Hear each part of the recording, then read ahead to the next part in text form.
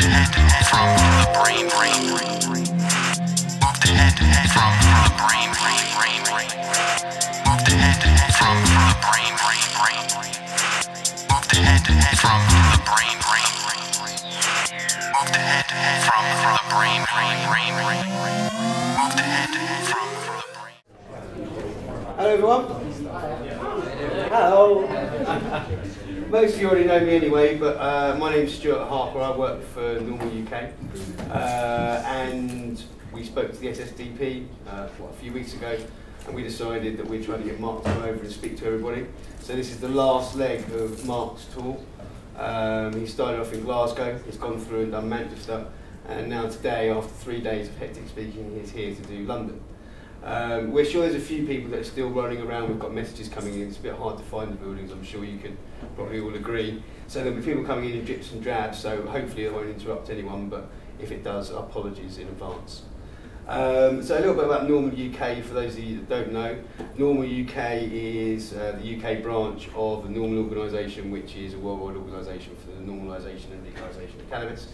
And the guys that have helped to arrange to put this on here for you are all volunteers.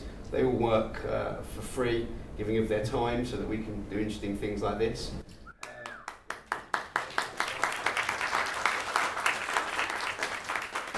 So I'm not going to bore you.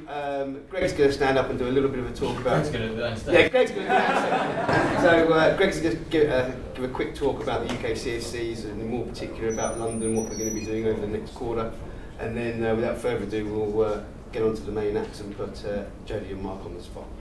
So unless anyone's got any questions. How's it going, everyone? Thanks for coming down.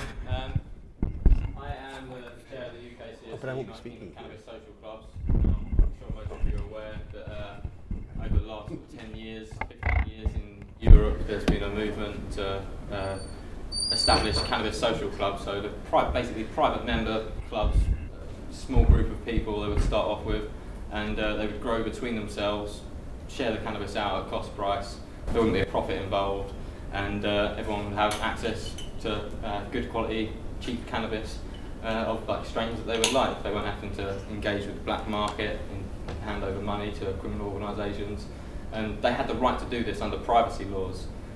We don't quite have as good a situation as they do, where they now have 400 clubs in Barcelona alone, about 700 in the country, which are effectively protected under the Spanish constitution under privacy laws. Because they have these privacy laws under the constitution, they can smoke on their own private property. It's under the EU constitution even. It's just ignored in this country. Yeah, all relevant EU member states retain control of their own internal drug policy, so although technically it does, until any of them give you the same protections as the Spanish do for private consumption, it wouldn't work anywhere else, although in theory the constitution does cover it.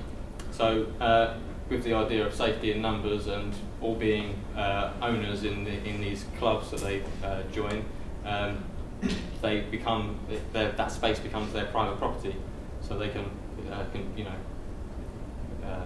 buy their cannabis and consume it on site, or they shouldn't technically be caught with it taking it home, but they can consume it on their own property as well. If the policeman was to open the door, they wouldn't actually have a problem if they had opened the door smoking a joint. Like I say, we don't have it quite that good over here in the UK, but there are options that we think are viable for us to be able to move into that direction, because cannabis social clubs is a very good option for us to do. I just spent a week in Barcelona with a few of the guys here, went out with the Brighton Cannabis Club, and it was a very pleasant experience. But I've been to Amsterdam a few times, I'm sure plenty of you have. You go in there, you've got quite a big menu, you can look at the buds. The quality is going to be, unless it's a kind of coffee shop that really takes pride in what it offers its customers, you can get quite a lot of run-of-the-mill stuff for quite a price. Sometimes you get a better deal, like on the street over here, £10 a gram. Over there you're paying sort of 18 euros a gram. Hit and miss as well. Like you don't know if it's flushed. There's no real system to for the controlled regulation supply to the coffee shops out there.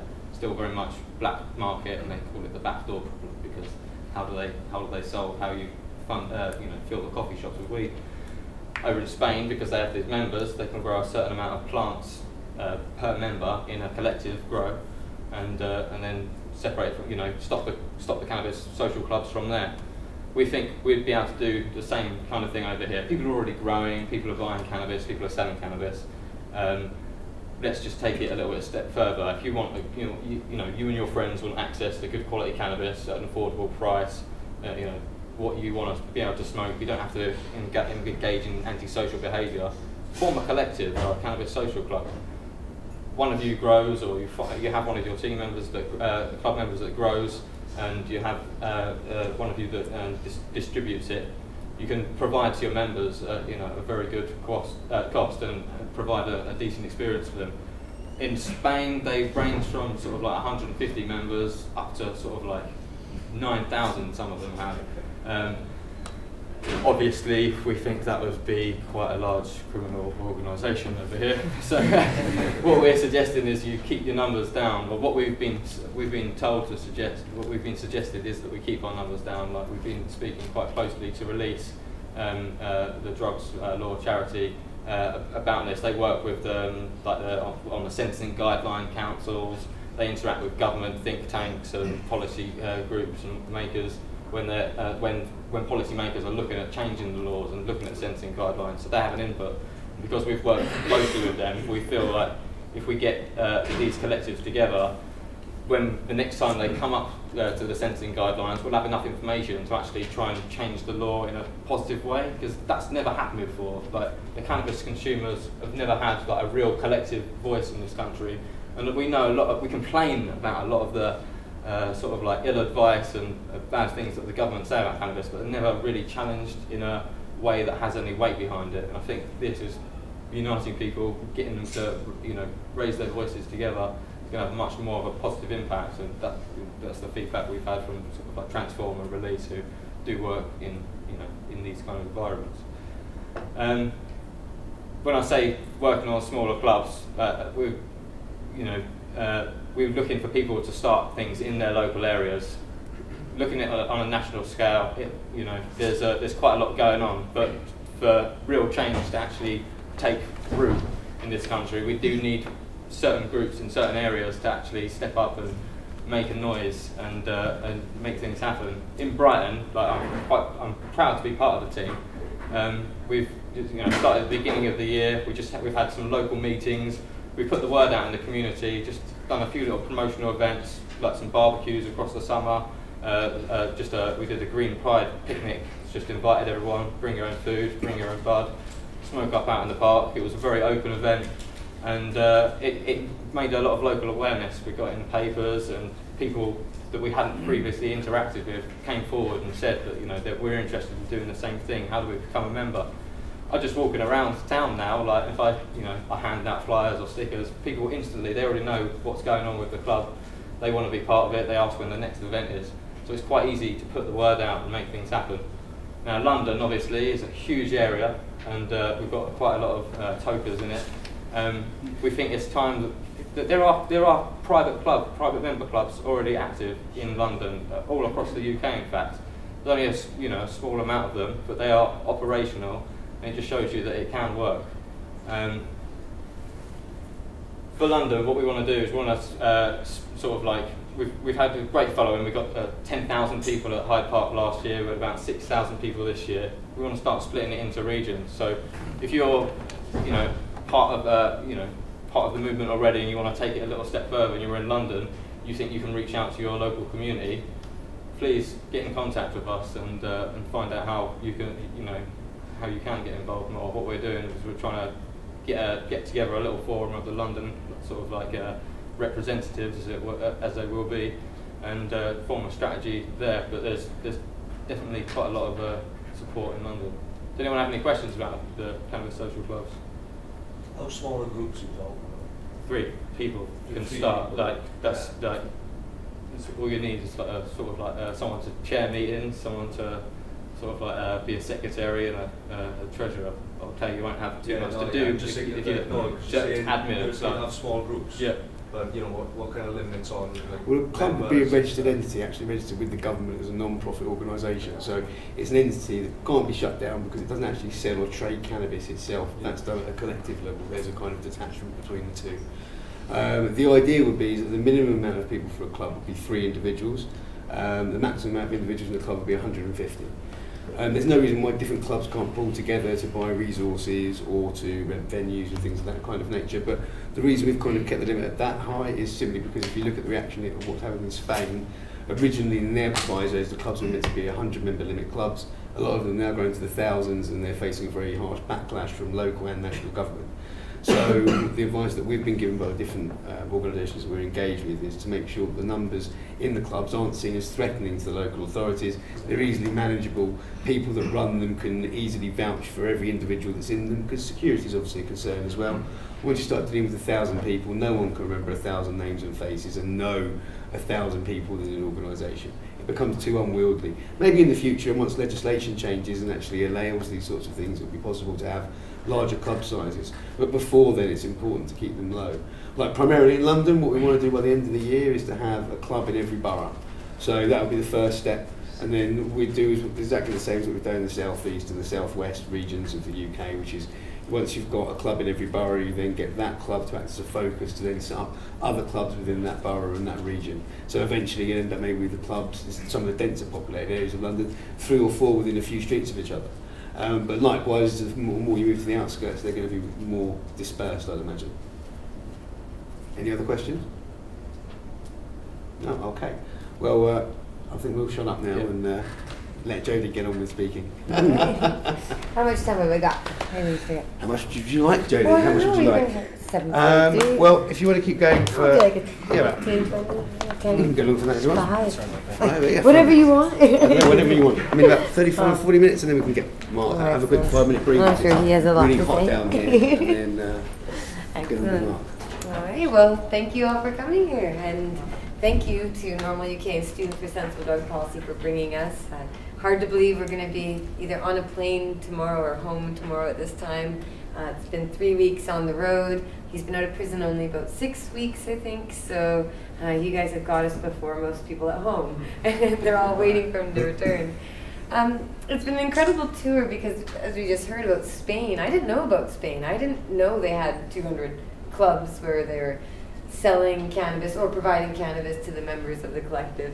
I didn't realize how much was going on, and even as we met activists, we would ask if they knew another activist we had heard from, and they said no, because there are 200 clubs and obviously thousands of enthusiasts, so not everybody knows everybody. But that's great, because it means it's enormous. And I didn't know what to expect when we flew over to Ireland. I thought they might all be hiding away in closets and smoking out of apples or pop cans. I don't know. I had no idea. I didn't know what was going on, how bad it might have been.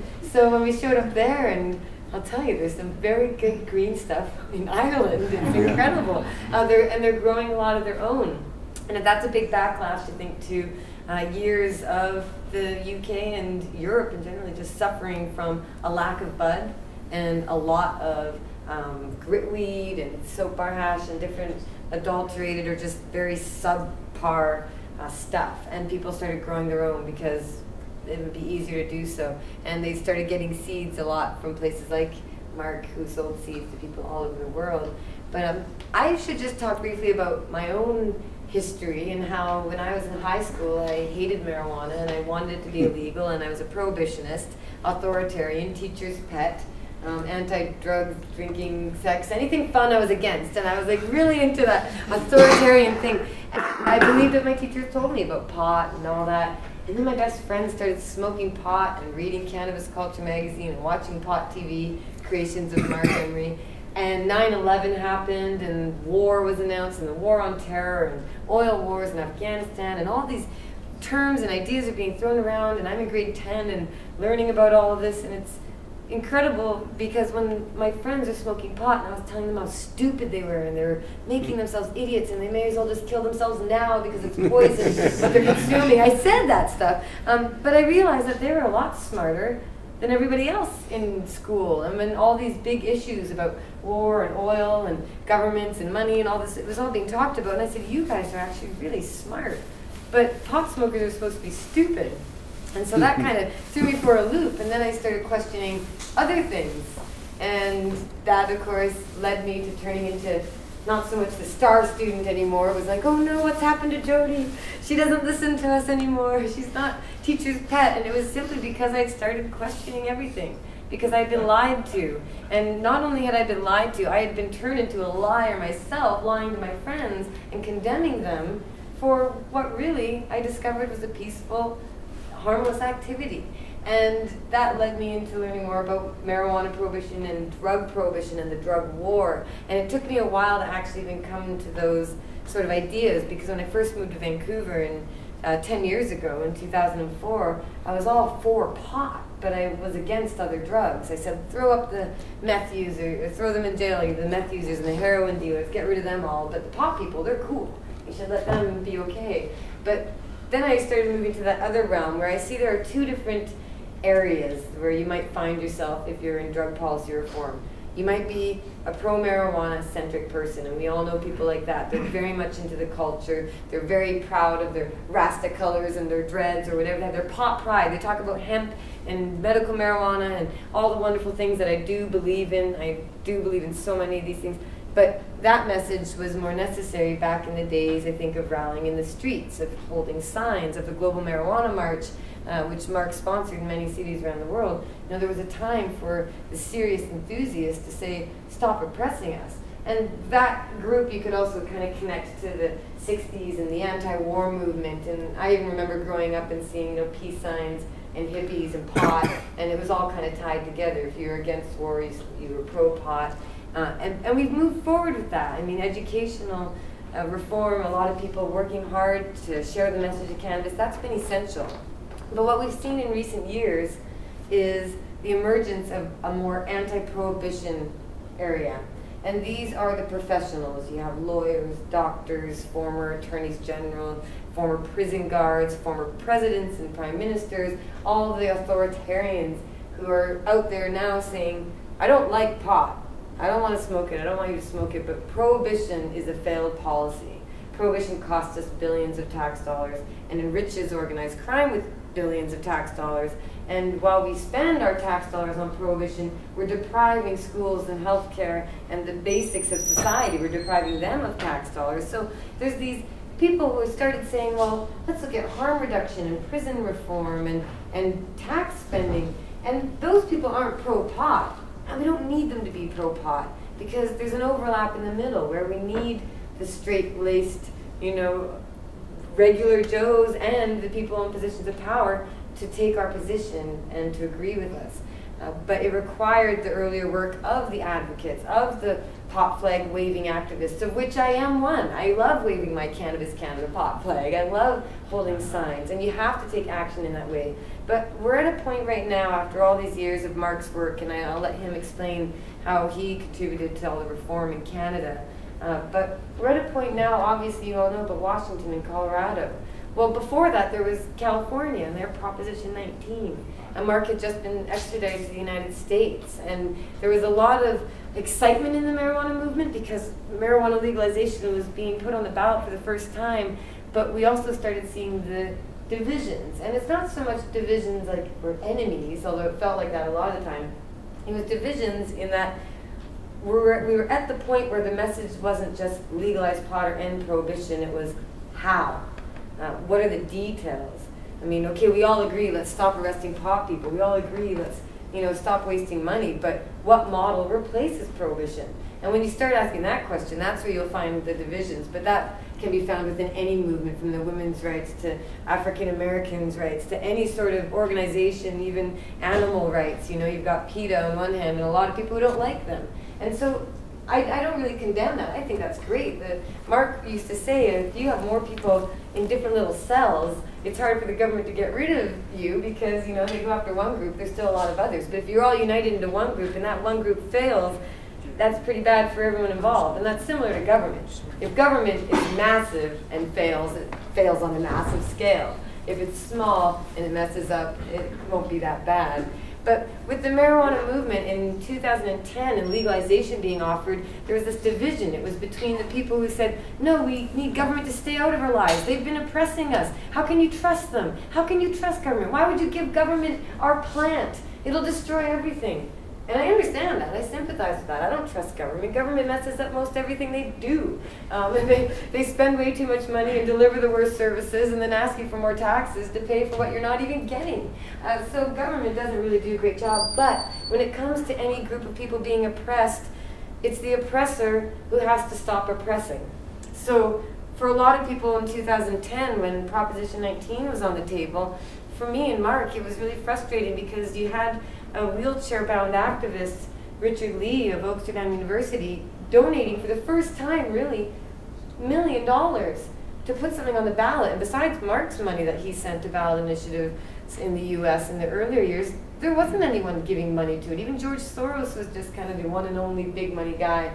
There weren't nearly the powerful people invested in it now. So in 2010, we suddenly saw this opportunity of legalization, but you saw the concerns about what legalization means. Does it mean government control? Does it mean you can grow your own?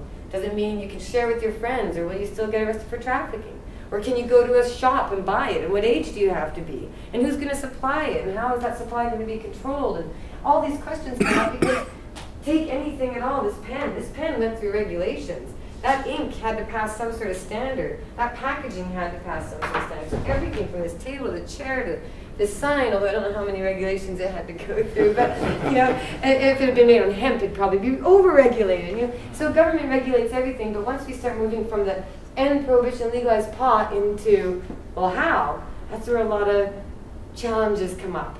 But what's really important is just to stop worrying about where you differ from others and just continue to promote whatever ideas you have. Because even though California failed, and it failed because of the growers, and they admitted. I was there campaigning. We saw people puffing on the street the night before the vote. We said, go vote yes on Prop 19. They said, hell no, I grow this shit. And we were like, well, so you're telling us that for the next few years, people are going to still be arrested for possession, and you're okay with that? Like, you're going to go tell all those kids that are going to get arrested and lose their scholarships that they need to just wait a while and go to jail while you keep growing? And to me that felt unfair, but I also understand the concerns of the home growers and people who have been investing in that industry. It is their livelihood, it is their life. They do make a profit off that plant.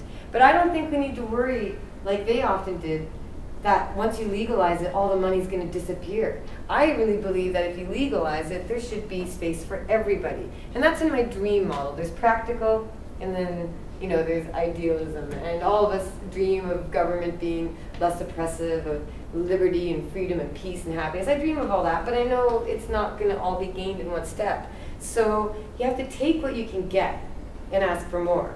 Because those Prop 19 people, the people against legalization for adults, I said to them, well, why did you oppose medical marijuana in California? That wasn't perfect. That wasn't pot for everybody. That wasn't the ideal model. There's still a lot of people who didn't get access. Did you object to medical marijuana? No, of course they didn't. They wanted to take what they could get and work for more. And that's why Washington and Colorado, legalization, full legalization for adults, could not have happened if you didn't have the decrim and the medical marijuana that happened in so many states beforehand. And no model is perfect, and no model of anything is perfect.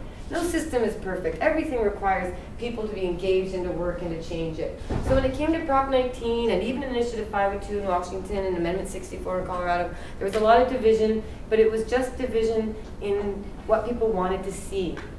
And I sympathize with the people concerned about monopolies, and I understand the concerns of medical marijuana patients feeling that their dispensaries will shut down and they'll be forced to go to a store instead. I understand all the concerns, but for me the most important priority in any of my actions is to reduce the suffering of as many people as possible. And if that requires just decrim at first, that'll be good enough. Stop arresting people. And if that's just medical marijuana for kids, like some US states are going to pass legislation and have, that's CBD medicine only for children, only for seizures. And that's not good enough, but it's something, and there's no way I'm going to tell those kids to keep suffering while we wait for something better. So when you talk about reform, like, you take what you can get and ask for more. And even though it can be frustrating and worrisome at times, like, I understand why California might be upset. They got medical marijuana 20 years ago, and what have they done since? obviously a lot of genetics and growing and fun parties and stores, but in the meantime with policy reform, it kind of got a little slowed. And it happens when people who are invested suddenly become a little concerned about their own self-interest.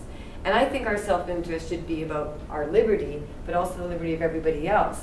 And when you're talking about reform, we need the government to legalize marijuana. It sucks. I wish we didn't have to depend on them. I wish we could do the free man on the land thing and pretend no laws apply to us and I walk around free and screw you government, you have no power over me. But when those cuffs go on and when they take your money, yeah, whether they're legitimate or not, you're going to suffer the consequences. And so you have to deal with the oppressors, you have to deal with the government, and that requires a bit of faith. Because who turns to the people who were putting them in jail and taking their tax dollars to punish them and ostracize them and condemn them as scum of society and then be like, yeah, okay, but now we'll work with you to make things better. It's a little uncomfortable, but you have to. Because if you let government legalize it for their own self-interest, they're going to tax it to the top, they're going to restrict it to the max, and they're going to do it that way unless they hear from the people who want to make a difference. You might hate what government does, but if you keep saying to them, you suck, I hate you, I don't trust you, when they want to adopt your position, do you think they're going to come to you for advice? No. They're going to go to the people who said, hey, listen, I understand you're put in this horrible position, this law. It's forcing you to do bad things. I know you must hate it. It must be so hard for you. So let's work together to make something good. And, you know, you have to work with the oppressors in the way that Mark's own prosecutor, John McKay, District Attorney of Western Washington, he came out in favor of legalization the year after Mark got extradited. And I was invited to the Washington State Legislature to testify in favor of an earlier legalization bill beside him. And he was very shocked and uncomfortable to realize that Marc Emery's wife was going to be there with him, and he almost backed out, but he didn't. And when I met him and shook his hand, and I went up to him and said, I'm Marc Emery's wife, Jodie Emery, and he goes, I never met your husband. And I said, I know.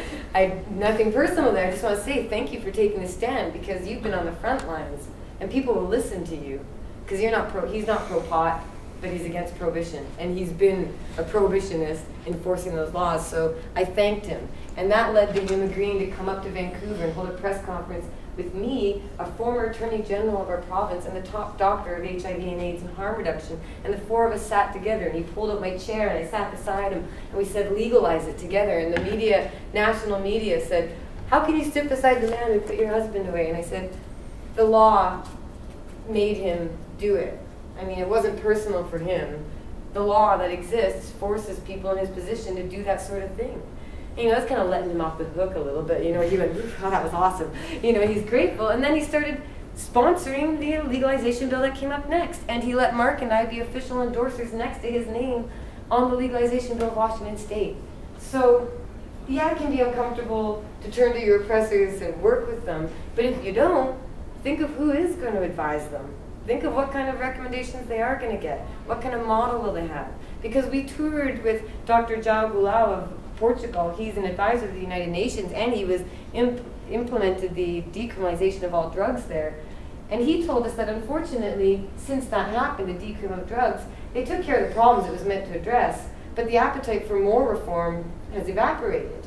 And they're looking to other countries like Uruguay to say, well, what are they going to do, and should we do that? But in the meantime, a lot of countries are just kind of sitting back and going, Colorado, Washington, and then Alaska, Oregon, and Washington, D.C. this year. There's a lot of stuff going on in the world. What models should we use? What models exist? And I'd say take whatever good model you can get and work to make it better. You know, in Canada, we have some steps forward and steps back. I mean, even though our government has restricted personal gardens for patients, there are more dispensaries and more pot than ever before. Now, there's more pot because America's growing too much of their own, and they don't want ours anymore, but that's okay. More for Canadians.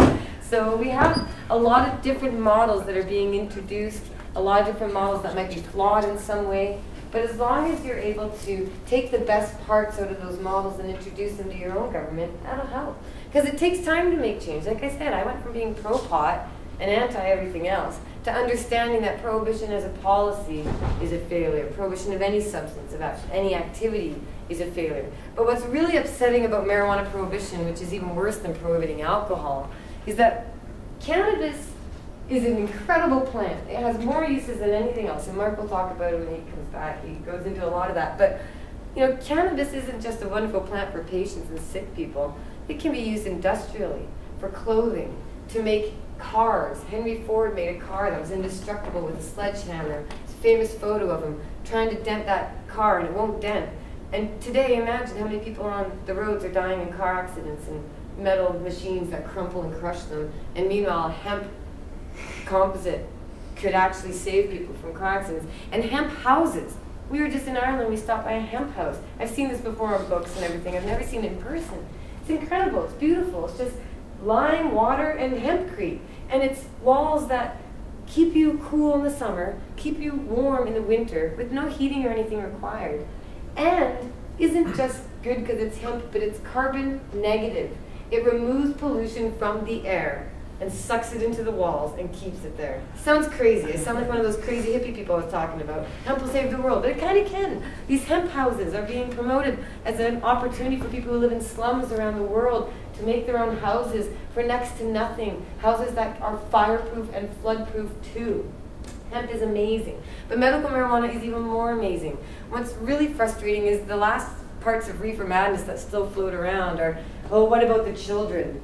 And to that I say, well, what about the children? Dr. Sanjay Gupta is on CNN saying, give cannabis medicine to kids. It's saving their lives.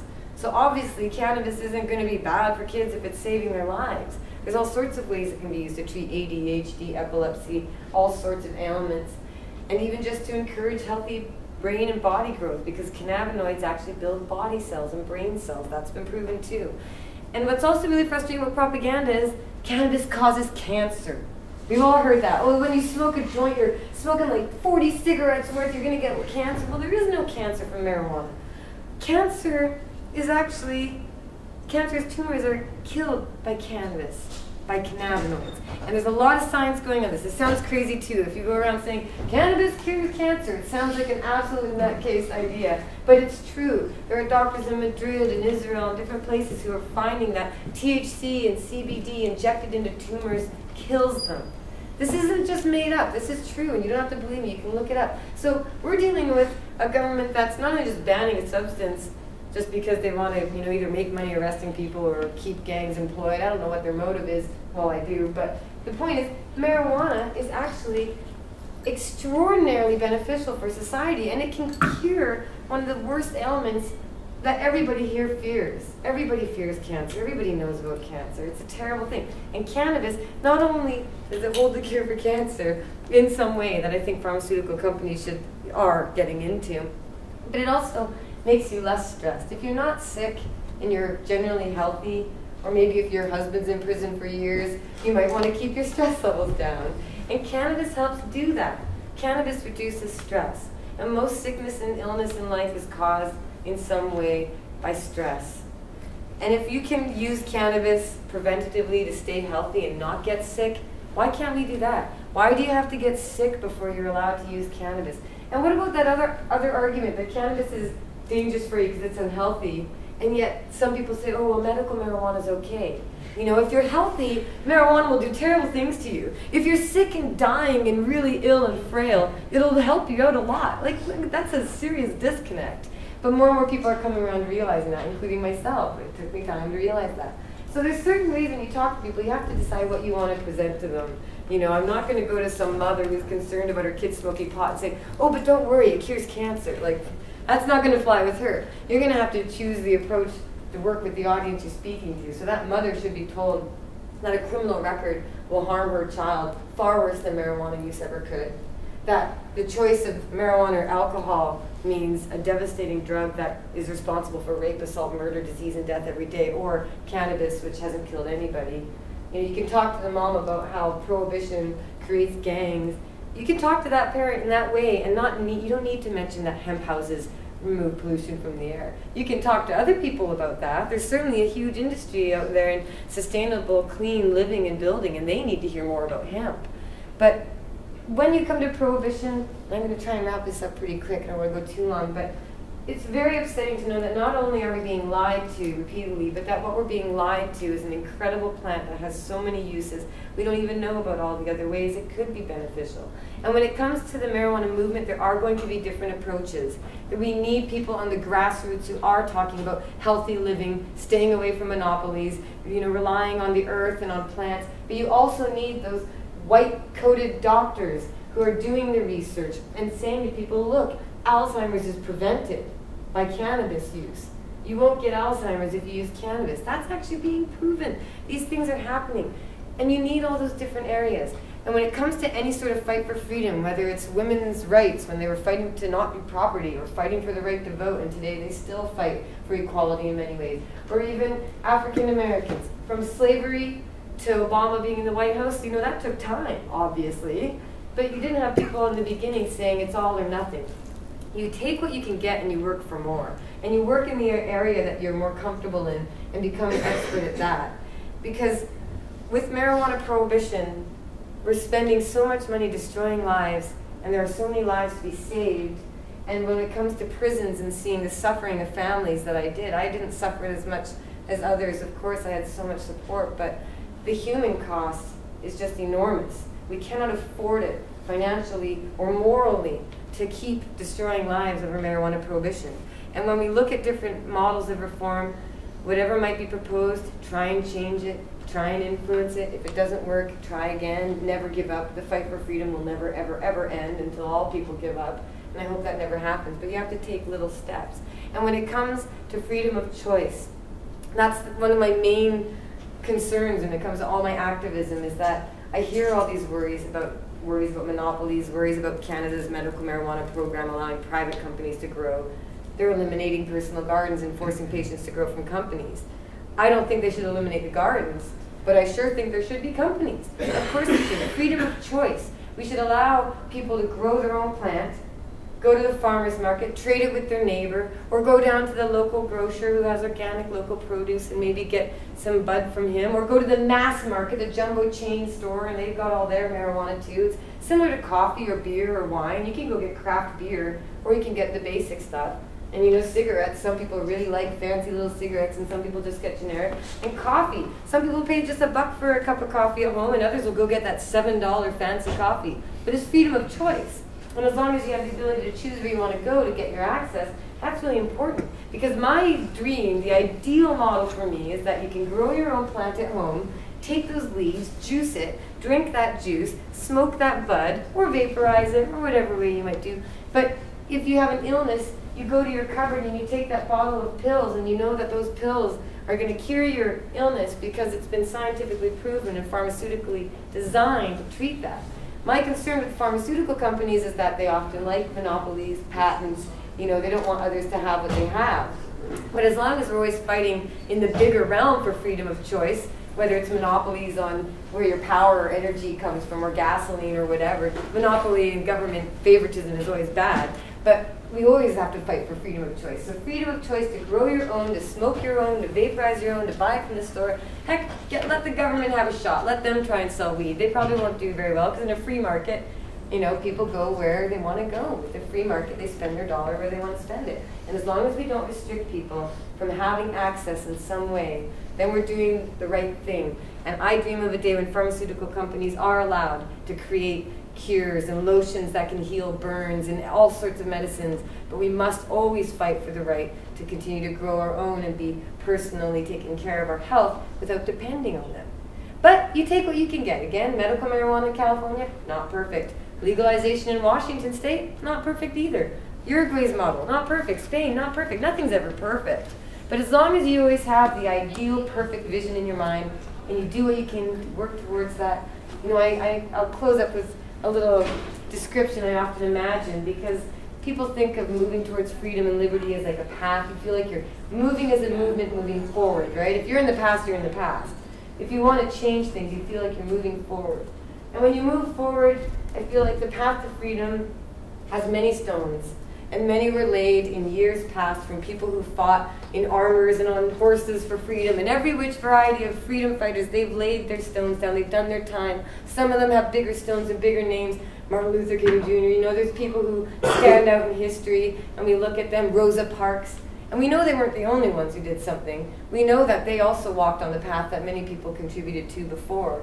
And when you think of your own activism, what you can do, whether it's just holding up a sign for 2 hours to show your commitment to an idea, or calling into a radio show, or joining Students for Sensible Drug Policy or Normal, or running for a political party like I've done before and plan to do federally again, take some form of action and know that even if you aren't going to get to that freedom, victory, end line, your stone you lay down might not get you to that door of freedom, but at least if you're working to lay down those stones, people ahead of you, people in the future, the children now who will always fight under oppression, and everyone will always struggle against oppressors. But the people in the future, they might not know the work you did, but at least you know that you helped out by laying down the stone in the path to freedom so that they can keep going like others before you did. And that's all we can hope to do. All right, thanks.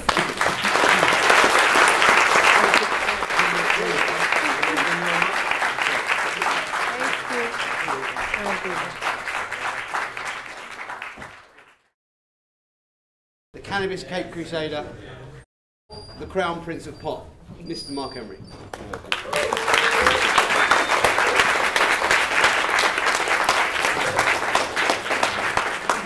Thanks very much. I take that Prince of Pot term seriously. I don't hear the other ones too often, but it really does say Prince of Pot, and I would normally I would even say, but it would be a lie, that I never use that term. I certainly never say that in any kind of social media. But I did have a show on Pot TV for about 5 years. It was called The Prince of Pot. So I have used it, I guess, years ago as a title. But I really take that title seriously in a way, because when I get called that, I really hope that the people out there like you, cannabis smokers, cannabis growers, sellers, people enthusiasts, legalizers, anti-appropriatists, think I've done enough good work that I have somehow in some way earned that title, and that is a title usually offered in a sense of respect, and that I hope I live up to your expectations as a spokesperson, speaking perhaps on your behalf for the last 25 years. So I do hope that I've earned that title, and when you see it, you have a good feeling about that when you see me referred to as the Prince of Pot. I will tell you though, really, I'm more the convict of cannabis compared to many. I've been arrested 28 times for marijuana-related things. I've actually never sold pot or been convicted of selling or growing pot. It's actually 28 things related to cannabis I've been arrested for. And I have been convicted and jailed for 23 different occasions. I've actually tried to get arrested. I'm somewhere in the high 40s, about 47, 48 times I've tried to get arrested. Like I said, I've been arrested 28 times. And the reason I started being civilly disobedient is after years of political, working with political parties and participating in elections, by the mid-1980s I was very frustrated by the seemingly slow, incremental nature of politics. And I wanted things to really start happening. In 1987, the Canadian government banned all books and magazines about marijuana. And they put all the head shops out of business. We used to call them head shops. I don't like that term anymore, and I discourage anyone from saying that term. I used to call them hemp shops or cannabis culture stores or things like that. But in 1987, the government of Canada banned all books and magazines about marijuana, and they put all the head shops out of business, mostly run by actually Pakistani people or immigrants who sold a lot of incense, a lot of kind of interesting paraphernalia that seemed like a holdover from the 60s and 70s. And they were selling things. And the government passed a law that, first of all, by the way, the law against marijuana hasn't changed in Canada for like 50 years. The situation in Canada has changed a lot, but the law hasn't changed. It still says if you possess marijuana in amounts that are personal possession, you face up to a $2,000 fine and 6 months in jail. Some combination of that at the most. But the offense for distributing a book about marijuana or a magazine about marijuana was actually a $100,000 fine and or 6 months in jail. 50 times greater for a book or an implement that told the truth or was about our culture than it was actually to even possess marijuana itself.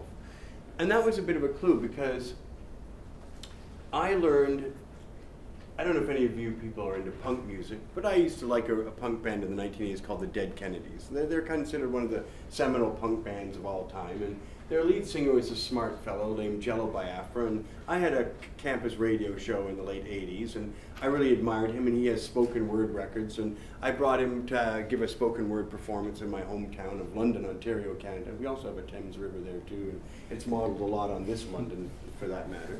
And I brought him to our hometown, and part of his, stand-up routine, which was a serious talk, was about a book he had read by Jack Rare called The Emperor Wears No Clothes, and it shows up in one of his albums called I Blow Minds for a Living, and it's called Grow More Pot. And he talks about how he doesn't actually smoke pot, doesn't really even agree with pot, but that Americans had been lied to about the nature of cannabis and what had happened to it. And he spoke about this book by Jack Rare named The Emperor Wears No Clothes. It's actually the seminal book on cannabis from my generation of activists in the early 90s. In the 90s it was very influential, and you'll notice that most of the key activists in America that are doing things today were greatly affected by that book. And it talks about how cannabis has actually been part of our history for 10, 12,000 years. It's the oldest husbanded, deliberately grown plant in agriculture. It's always had dozens and dozens of medicinal uses. In fact, Pope Innocent in 1484 made marijuana a crime punishable by death and as heresy, heretical medicine. And in the wake of that, an estimated 1 to 2 million women throughout Europe, including even Great Britain when it was briefly Catholic in the 1500s, it made them punishable by burning at the stake. And in fact, there is lots of historical evidence to show that up to 1.5 million women did die from actually potions they made and lotions, salves, and balms and ointments that contained cannabis in it.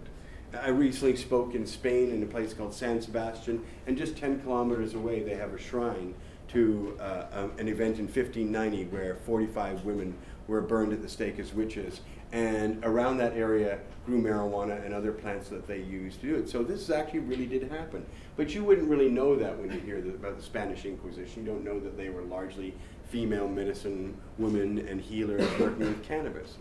And the history of cannabis as hemp was never available to any. And at school, I did not learn that all the ropes and riggings that brought people to Canada and the United States were made of cannabis, and that the reason Napoleon invaded Russia was to seize their hemp fields so he could make sails and rigging for the French Navy, because the British had a blockade of France that didn't allow them to get hemp, and they couldn't re-rig and refit their ships during times of extended periods of war, like the period up to 1812, 1815.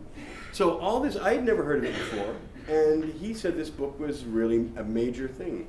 And when I get to read it, it is a really major book, but what I discovered was that the government had banned it. The government of Canada had banned every book about marijuana. So previously, I had been involved in economic issues where I applied civil disobedience, and I learned some interesting things. For example, in 1986, it's actually a religious law, but they described it as a labor law. All the shops in Canada were forbidden to open on Sunday generally. And I thought this was absurd.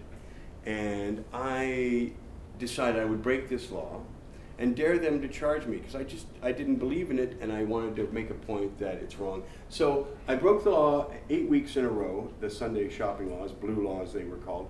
And one particular event was very interesting. On the Sunday, the day before Christmas, Christmas Eve, I dressed up as Santa Claus, bought an ad in the paper, said I'm going to give away books for free to show the absurdity of this law.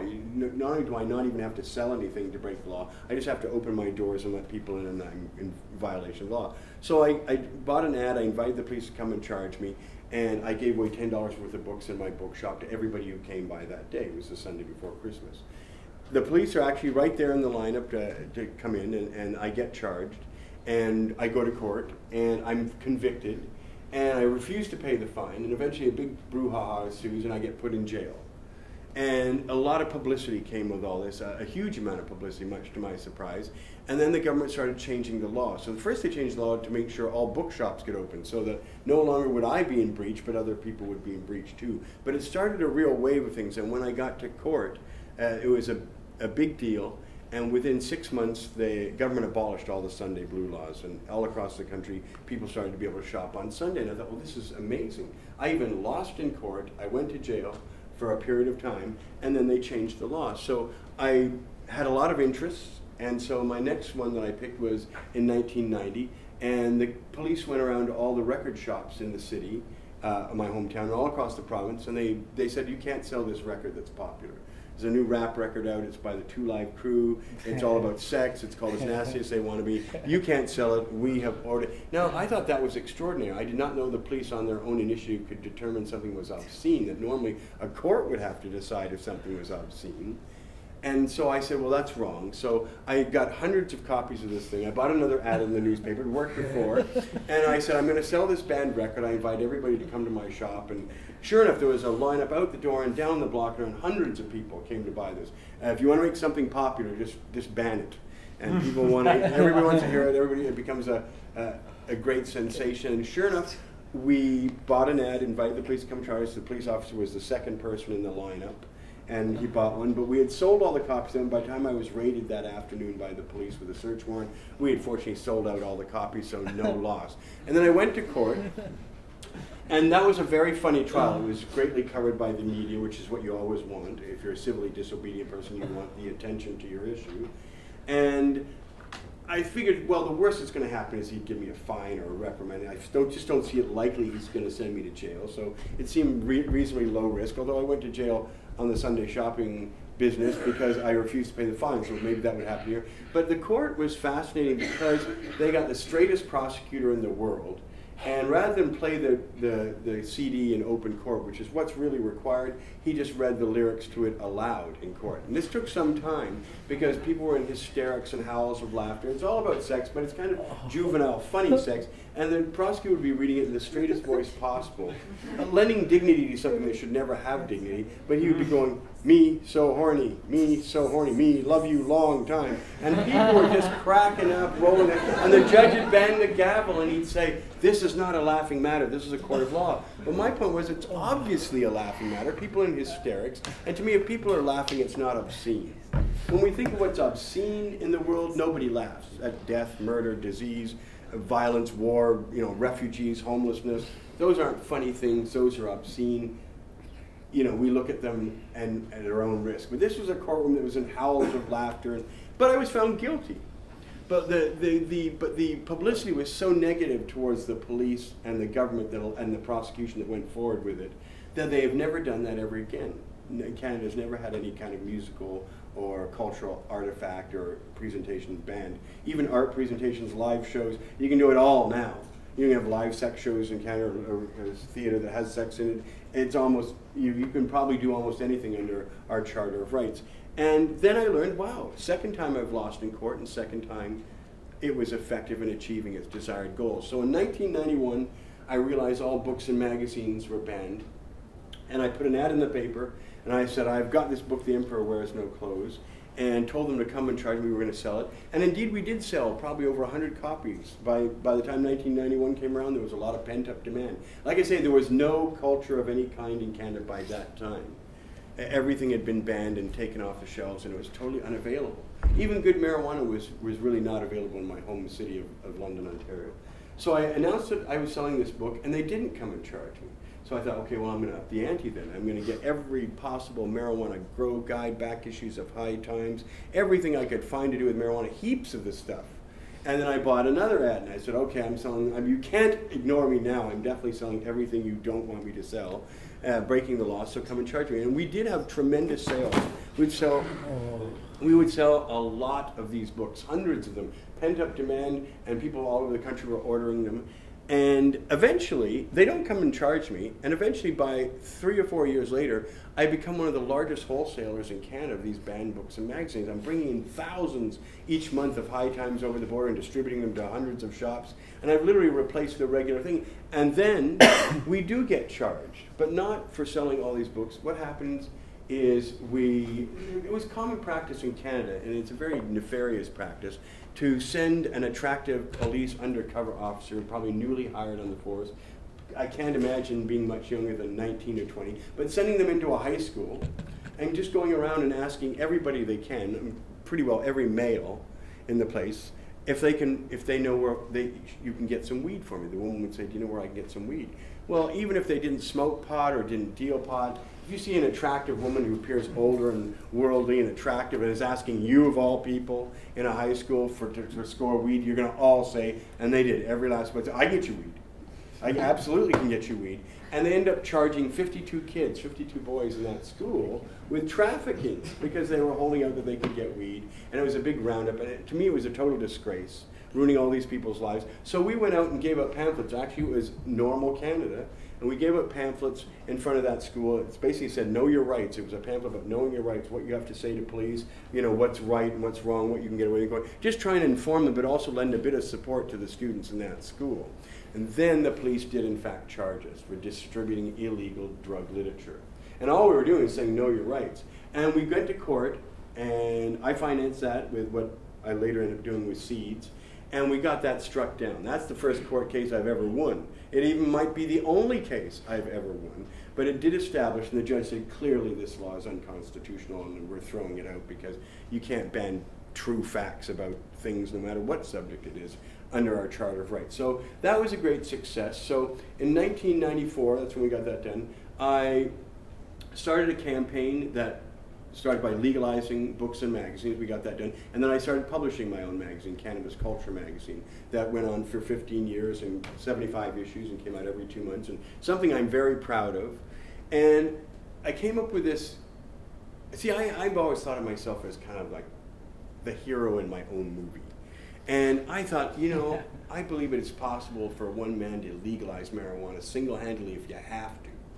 If you have to, there's a way to do it. And so I thought, I need to recreate what we don't have. In Canada, we have nothing, so we need to recreate the legality of books and magazines. We need to have more hemp stores all across Canada. We need to have communication. We need to have magazines.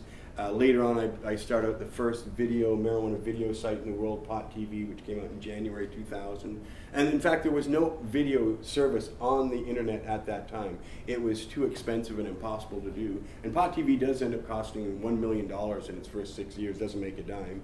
But it was an experiment where I think we need to have these things. We need to have magazines, we need to have stores, we need to have communication, we need to have political entities.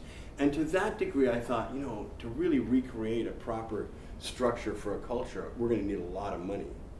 And so one thing I wanted to teach everybody in our movement back in those days is we shouldn't be sneering at money. We shouldn't be negative towards capitalism.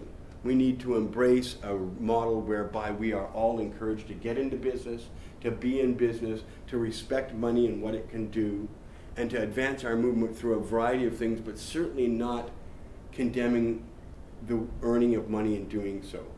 So we got magazines and books legalized, and we also that year came out with a hemp store. And we were pretty well the first hemp store in Canada that had been around for 6 years. Nobody was selling bongs, pipes, anything like that. And we opened a store up in downtown Vancouver called Hemp BC, and I immediately put out a pamphlet after we were in business for 6 months. We did $1 million in sales in the first 6 months. It was incredible. And I put out a pamphlet saying, you can do this in your hometown. You can take this agenda I have, and you can recreate this store with as little as just $10,000. You could start a store in your own hometown and recreate all this, and you'll be so successful that you'll get money coming in, and you can expand and do all sorts of great things. And indeed, when I put out that pamphlet, it was the most popular thing I've ever written, because within the first year, 60 stores across Canada show up imitating our model. And in fact, I promised them I will even sell you the inventory that you need to start with that I guarantee will be successful. And if you don't sell everything or anything that I've sent you, we will take it back at a full refund and you'll never be out any money. And I thought that would be the kind of guarantee that would get people to quit their jobs and start opening their own business and becoming cannabis capitalists. And that's exactly what I wanted, and we did have that. And I've met since then probably over 200 people who have businesses that they directly ascribe to that brochure I wrote on how to do it, but also my example that you can do it, even when it's currently still illegal in Canada to sell bongs and pipes, but now we've been doing it rather provocatively and openly all across the country for 20 years. So on one hand, there is legalization that we seek, and then there's making it legal on the ground, you know, in the face of its prohibition. So we got hemp stores going, they were all across the country, and then I decided when I went to Amsterdam in 1994 and I gave the report, in an activist report, about what was going on in Canada, and I basically, all I could say is, well, we opened the first hemp store that Canada's seen in like 8 years, and we got books and magazines legalized. But essentially, you know, that didn't sound very impressive. It was impressive to me because it all was achieved within 2 or 3 years. But Ben Dronkers got up with the Sensi Seed Bank and he says, well, in the last year we sold 1 million seeds and that produced 10,000 tons of, you know, like he was just rattling off these incredible things and saying we've affected the amount of marijuana grown on the planet Earth by this much. And it was just these wonderful things. And I got up and I remember saying, I love that guy. That's my idea of a revolution, right, is creating so much weed. So I came back to Canada and we immediately started selling seeds. No one in North America was selling seeds, and I quickly became the world's largest seed seller. And we got raided many times, 4 times in 1996, 97, and 98. Every time they took away all my seeds, all the bongs and pipes. Actually, they took away everything. And they even tried to shut down our magazine in that time. But we always opened up the next day. And sometimes they didn't even charge me. They would take up to $500,000 worth of stuff, and then they would just go. And they would just hope that you've been ruined, right? And this often happens in raids and stuff like that. So along with the 28 times I've been arrested and 23 times I've been jailed, I've actually been raided 5 times as well. But didn't deter me. In fact, to spite them, after they raided me the first time on July 4th, 1996, 2 weeks later, I got an opportunity for a little space, so I opened a grow shop. The first grow shop that was catering specifically to marijuana. And it was the only thing I could do to be in your face saying, I am not repentant, I am not cowed. Not only am I rebuilding my seed shop and everything that you took away with all the bungs and pipes, but now I have a grow shop and we're going to show people how to grow marijuana. Eventually, that shop becomes enormous growing. The little grow shop becomes huge. And eventually, it's the only time in my life I've seen $1,000 bills. Because every day, I should have figured something out, but a guy in a really slick car in Chinese with sunglasses would come up, give me like $8,000 and say I want 8 light systems fully installed, because we quickly became a one-stop shop. I'm a very arrogant guy. We're not just going to show you how to grow it. We'll install it for you. You know, so I had an electrician on staff, and he would go and wire your place, and then the other guy would go in and take it, and he would install it all in there, right? And he'd put it up for you, and all you had to do is give me the money. And I would just pay everybody to go to whatever address. And amazingly, no one ever got compromised. You know, our people never told the police where they did it or what was going on. So we had a grow shop helping set people up, and then I sold the seeds to everybody who were having these grow shops. And the idea with that seeds is not that I particularly am a botanist or into seeds particularly, but I needed a way to raise a lot of money really quick, because my idea was we need lots of money. Because as a political movement, we're going to need to do things. So I immediately started selling seeds, and we did make a lot of money. We also got raided a lot, and that was the problem. But in the meantime, I was giving away money. So eventually, between 1995 and 2005, I gave away $5 million to activist groups all across North America, even around the world. We gave money to the Israeli Greenleaf Party, which was their marijuana party at the time. We bought full-page ads in the 1999 New Zealand election for the legalized cannabis party and what have you there. And actually, that actually caused quite a bit of trouble, because the Green Party, and they had proportional representation in New Zealand, the Green Party was very worried that my support of the marijuana party, buying them ads, giving them publicity, you know, funneling money to them, would actually threaten them getting members in Parliament. Now, they do just make the threshold of 5%, and they do get members in Parliament, so they stopped being upset with me. But you know, I was starting to have like impact on foreign elections, which was remarkable. And then we eventually used the money to get signatures for a ballot initiative in Washington, D.C. in 1998. And we succeed. We get the signatures, and we pass the medical marijuana initiative. Then in Colorado in 2000, I was one of the principal financiers from the sale of these seeds for their medical marijuana initiative in the year 2000. And that turns out to be successful, as did Arizona in the same year, but it was overturned later on by the courts because it required a doctor's signature on prescription. They're not legally allowed to do that. And then we financed other things, Alaska in 2000, 2002, 2004, their ballot initiatives, and gave lots of money to those. I was also suing the U.S. federal government in a big class action suit to restore medical marijuana to the compassionate use program that used to exist in the United States in the 1970s, and that cost about $35,000, $40,000 to bring 80 witnesses to Philadelphia for a week-long trial. And so all these things were going on. Eventually I go to the Canadian Supreme Court, and I pay for us to get there for a judgment as to whether marijuana prohibition is even constitutional. So I'm earning lots of money from the sale of seeds. We're expanding the number of hemp stores across Canada and encouraging people to open it up. I've got a magazine communicating all these ideas to everybody. We eventually have a video thing. And at the same time, I'm breaking the law all the time as well. Like not only am I breaking the law on a daily basis, but I'm also provocatively trying to get arrested. In 2003, I went across Canada with a very colorful bong or a 1 ounce joint, depending on what I felt like. And the 1 ounce joints were actually a lot more fun, but a bong also looks good in a photograph. You know, if it's a nice fancy bong, it's clear you're lighting something up, but it's also not an, you know, whereas a 1 ounce joint is actually 14 inches long, it's huge, and everybody really wants to have a hit of that joint, rather, 14. And so I would go across and I would get arrested in 6 of them. 12 of them I didn't get arrested, 6 of them I got arrested, put in jail overnight, had to make bail the next day, and that happened in various cities. And so in total I've actually been arrested in 7 out of 10 provinces for marijuana. Again, and never selling. I've been convicted of promoting vaporizers. One of our many projects was, we came up in 1997, hemp BC became a massive concern, and the little grow shop was a huge grow shop. And we're going to get raided shortly because it's really expanding so rapidly, and that's what happens. And then we also spent a lot of money from that seeds on the Cannabis Cafe. And it was a state-of-the-art place in its time. All the food, we served food there and had beautiful tables and booths. And every single thing on our menu contained hemp seeds or some derivative of hemp in it. There was hemp oil in the salads. There was hemp flour in the breads. There was hemp butters and all sorts of things in the cooking. Hemp was in every aspect of all the food we served, and at the same time there was a vaporizer at every table. In those days I considered it a state-of-the-art vaporizer. Now it's to laugh because vaporizers have moved ahead so fantastically in 17 years. But unfortunately we got raided and they closed it down. No particular reason, we weren't selling cannabis, but they took away all our vaporizers and they took away the instructions. And eventually I get convicted of all things because the instructions explain how to use the vaporizer at your table, and that was illegal because I was aiding and abetting someone breaking the law. So promoting vaporizers actually constituted an offense. So I've been convicted of that. I've been convicted of giving half a gram of hash to an American tourist who, instead of smoking it at his table like he was supposed to, goes back to the United States, actually gets caught when a drug dog goes through his car, and he actually tells him I gave it to him. Like, I'm thinking, he's like hundreds of miles away, or from the border, and you're telling them. Sure enough, they're excited by this, so they actually charged me, put me in jail for the weekend, for trafficking, because I gave someone out. I can't believe this, right, when I'm looking at the details. Really? Wow. And how do they expect to make that stick? And they said they're going to fly him here to testify against her. I said, really? Half a gram of hash and Americans actually going to come? I said, well, they said they probably threatened to take away his car and his kids or something if he didn't do it. So that's why he's willing. And he actually comes back, and I sit there in the court going, I kind of understand because he's probably been blackmailed. Why else would he come up there? And he wouldn't even look at me. He was just totally red-faced, horrified that he was there. But I got convicted and fined $2,000 for that one. And I've been, one morning at 4 in the morning, I remember this one. This is strange.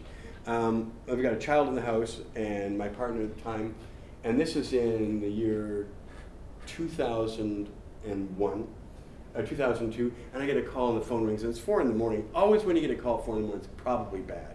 So I pick up, and they go, is this Marc Emery? And I go, yes. Are you alone in the house? I'm going, no, I have a child and a woman in the house with you. Well, this is the Victoria PD. We want you to go to the front door and stand and walk out to the sidewalk because we have your house surrounded. And I'm looking, you have my house surrounded. Why do you have? So I said, all right. So I actually go to the front door with the phone, and I don't see anybody. And they say, then you hear a loudspeaker, walk to the sidewalk. And I walk to the sidewalk. And then finally, 8 fully militarized SWAT team cops come out from behind trees and trucks, and they're going to come through. And they come up, Mr. Emery, you're under arrest. And go, why? For running a grow house. A grow house, and then now I'm thinking, this is awesome because this is not a grow. There's nothing in this house, right? So they come through, sure enough, it's 4, and they walk through, and they're all heavily, I have no idea what they're expecting if they go to a grow house. I've never seen anybody who's been raided for pot fire back with weapons or anything. Like, they'd be crazy. Why would you're going to have to accept whatever happens. But the fact they're so prepared and they're so psyched up for violence. So anyway, they go through the whole house and they find nothing. And the sad-looking officers, right? Because this is what they're going to do. This is their whole shift. There's nothing else they're doing that day. They had a meeting for 3 hours about what they're going to do. They went out to they staked out the house, determined it, got the occupants identified so they don't kill the child that's in the house. Because that's what because we want to make sure we don't do anything really dangerous to kill kill the kid, right? But you, it's okay. You know, we'd come busting through if we thought there was no child there. So then they come through and they forlornly look, no, there's nothing there. And then the guy says, well, at first, by the way, they said, I guess it's obvious why we're here, because he comes in the house and he sniffs, and I go, what do you mean it's obvious why you're here? Well, that smell. I said, that smell is the smell you'd smell 24 hours a day around me. That just means I've been smoking pot. Are you here for that? No, we know you're running a grow house. Well, they go through, they find out they're disappointed, and he says, well, I guess, you know, you're off the hook, and we apologize, and they went away, right? So that was one of my shortest arrests. I was arrested for all like 10 minutes there. But I've been arrested coming off the ferry from West Vancouver to go into Vancouver, and they arrest me and they handcuff me and they put me in the back of a squad car. Well, everybody's going by. That's always the most humiliating part. Oh, I hope nobody knows me that's driving by and seeing me up against the car, because people all think the worst. You must have done something bad. And it turns out that the police officer said, well, we got a report of you having a big bag of weed in your car. And I hold it up. I said, this is like 2 grams. This is the big bag of weed? Apparently. You know, and the cop says, so as you know, Mr. Emery, but after an hour being handcuffed by all these cars are coming off the ferry and going by, we're going to let you go because charges wouldn't stick if we gave them to you anyway. So I said, I know that. So, but 2 grams, you're actually having a big day over 2 grams? I mean, that's like remarkable. So anyway, it's always been stuff like that.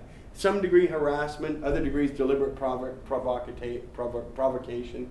Other times raided because of all my public stances, sometimes getting arrested deliberately by buying ads. But all of it towards one consistent goal that I hoped would go on almost forever. And that was raise a lot of money, distribute it all over the world, fuck shit up, do all sorts of great things, be civilly disobedient, teach everybody in our culture to be good capitalists and business people and learn how to use money appropriately. And then I would create political parties. I spent $160,000 in 2001 alone in the British Columbia Marijuana Party, where we fielded candidates in every riding and did a great job in the election and got 3% of the vote, which is considerable really for an all marijuana party. Made a lot of good impacts, and also we were able to lecture all the other candidates too from all the other parties, and that's one of the great things about running in elections. So I envisioned that I had kind of jump-started everything. We had now books and magazines. We had commercial outlets all across the country. We had millions of plants being grown from all the seeds I was selling all across the world in North America. We had stores everywhere. We had video representation. We had every kind of cultural thing going on, political parties, advocacy. It was going great. And then I got arrested in 2005 by the U.S. federal government, and that changed everything. But that's a brief resume of what I have done. But one of the things that I want to tell you is about why I have done it. Because I've actually met people that said, well, why do you care so much about cannabis? I mean, what's that, 25 years, Emery? Like, why do you care? Isn't there more important things like poverty, hunger, and all those other things? And I said, no, there isn't. This is a colossal injustice on an epic scale that is unfathomable in any other mindset. For the last 50 years, since 1963, actually that's 51, 34 million people around the world have been arrested for marijuana. Now, half that's in the United States and Canada. Canada's had about 2 million arrests, and America's had about 15 million arrests in the last 45 years. It's a staggering amount, and the rest are Europe and around the world, people being arrested for marijuana. And several million of those 34 million went to jail for considerable amounts of time. So that's not a trivial thing.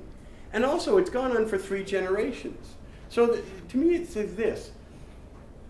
I also believe that the marijuana culture is the greatest culture in the modern history of mankind. And it's not an idle boast.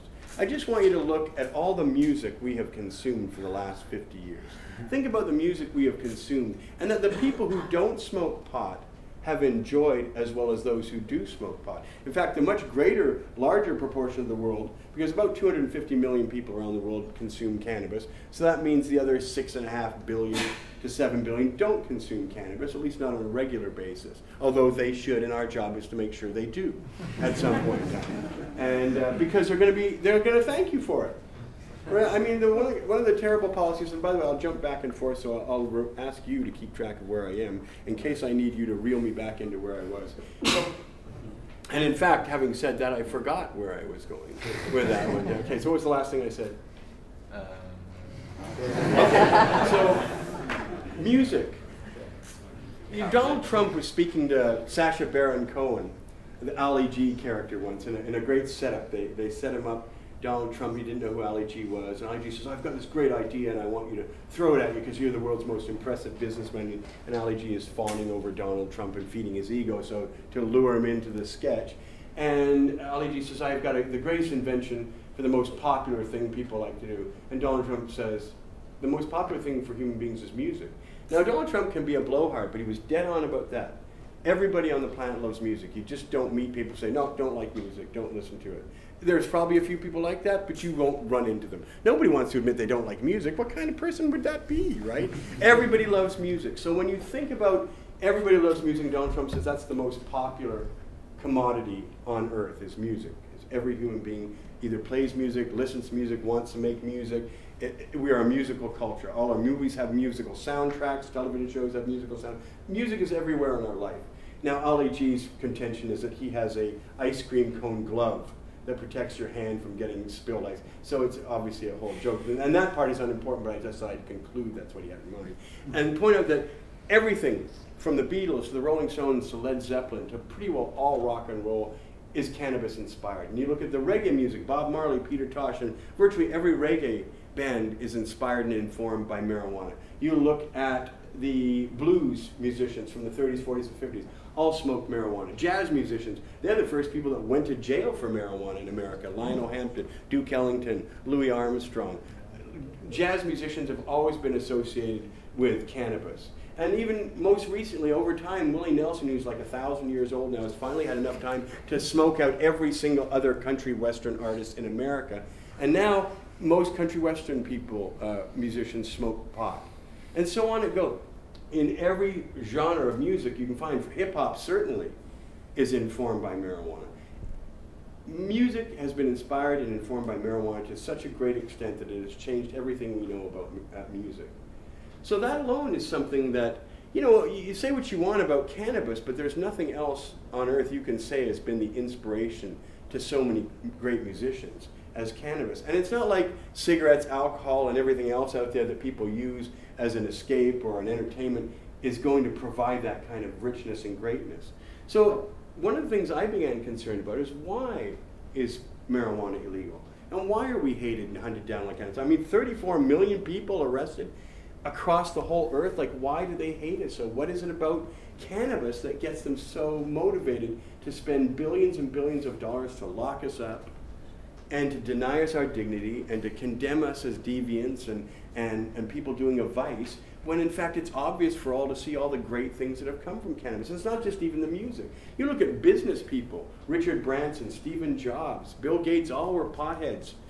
One of them still is. You know, Richard Branson, and they have done amazing things. They've changed the paradigm for business. These just aren't ordinary entrepreneurs. These are the world's greatest entrepreneurs.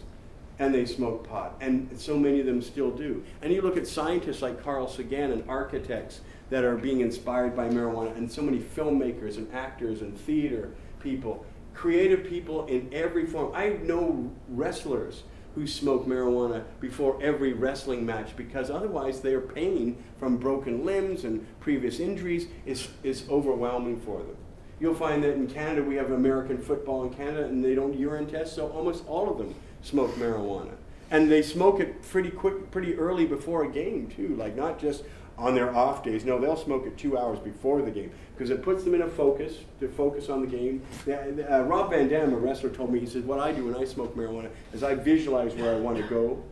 You know, it's semi-scripted, but a lot of things happen that are unpredictable. I visualize where I want to go, and I also focus on things not related to my pain. And cannabis allows me to do that. It allows me to overlook that I'm going to be getting bruised, I'm going to risk breaking bones, I'm going to, you know, re-injure myself, and all the different pains he has from previous bouts and matches. Sports figures who are doing strenuous work swear by cannabis. So I think, wow, it's incredible what cannabis people have given us in the world of art and science and business. And then you think, well, you know, I've done so much research and met so many people who are crippled up that I was astonished when somebody said, Mark, have you ever known anybody who got Alzheimer's? I said, yeah, my mom died of Alzheimer's, which she did.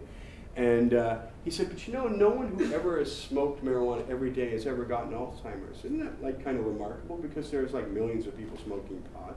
A lot of people smoke pot until the day they die, but they're not getting Alzheimer's.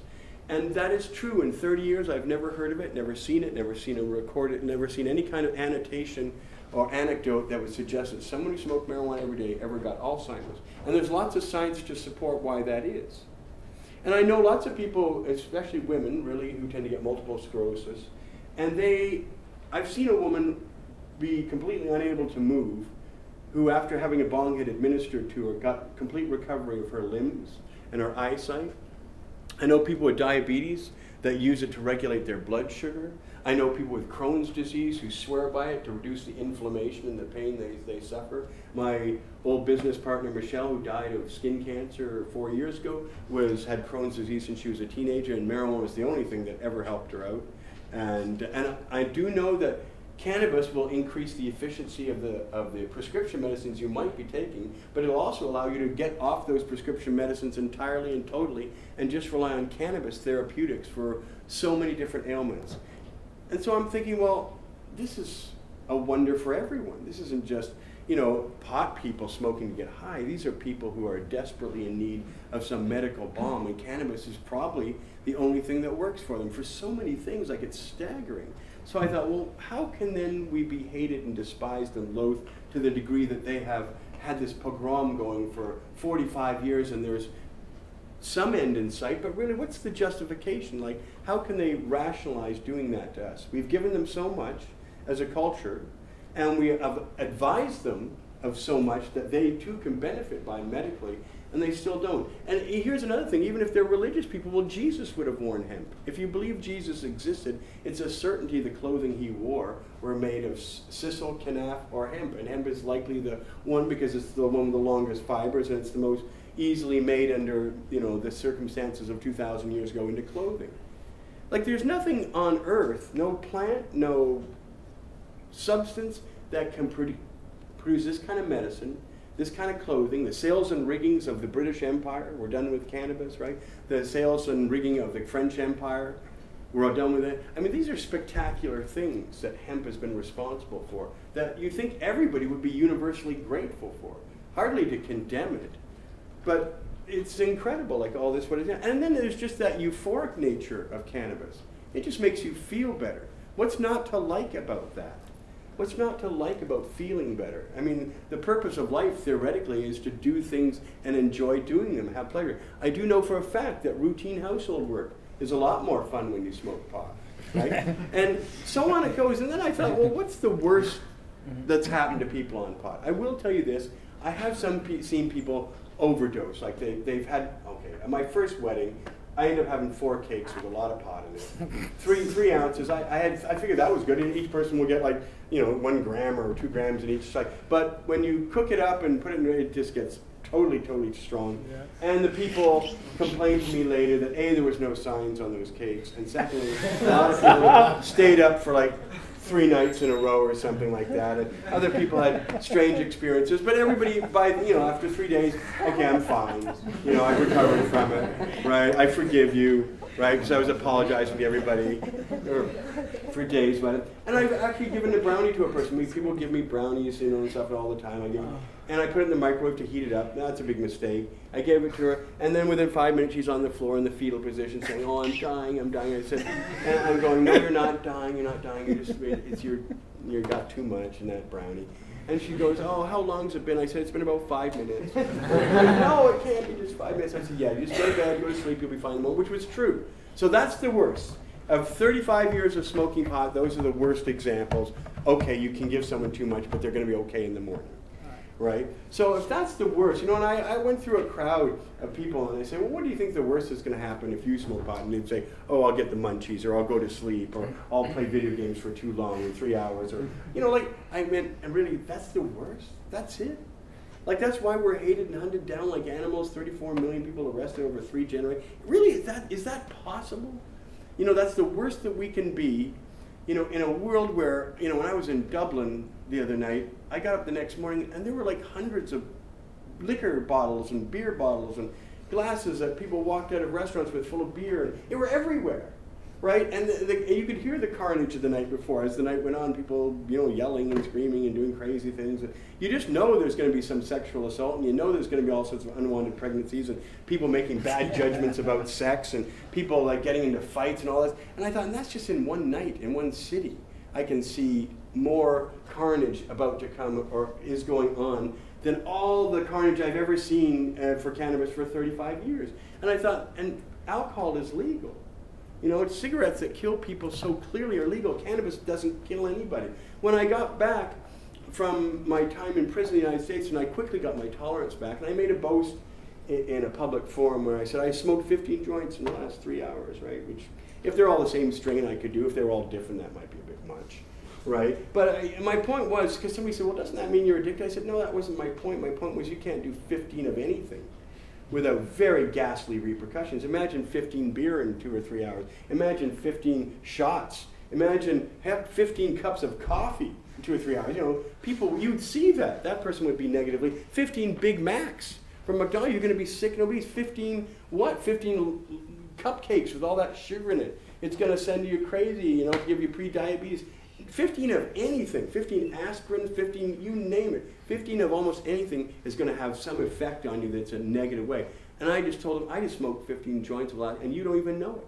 You wouldn't even know it unless I told you, right? It's that sublime an effect, right? So I thought, so that's the worst it can be. We have all this incredible stuff to offer the world, and we continue to do so every day in medicine and utility and clothing. And Canadian grocery stores are filled with food, cereals, and various things, hemp flour, hemp oils that come from hemp seeds, which we grow thousands of acres of in Canada now.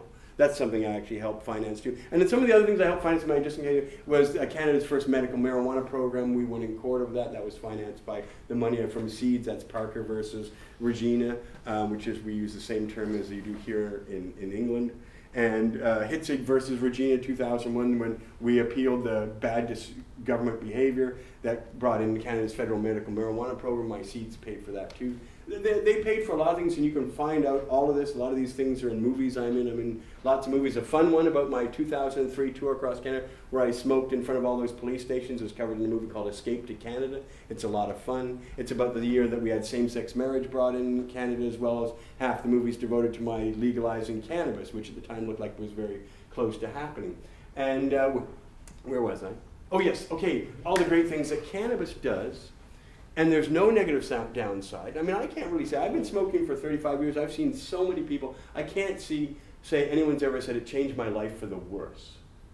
You know, if it didn't get along with them, they stopped smoking it. And usually people say, well, I did dumb things when I was a teenager on pot. And I said, well, what happened when you stopped smoking pot? Oh, it was all right. Right, so I mean, that's it? That's the worst? You know, like, I mean, if you'd have done stupid things on alcohol, you could be dead. You could have killed someone else. You might have made a decision that you regret for the rest of your life on alcohol. Did you make any decisions you regret for the rest of your life on pot?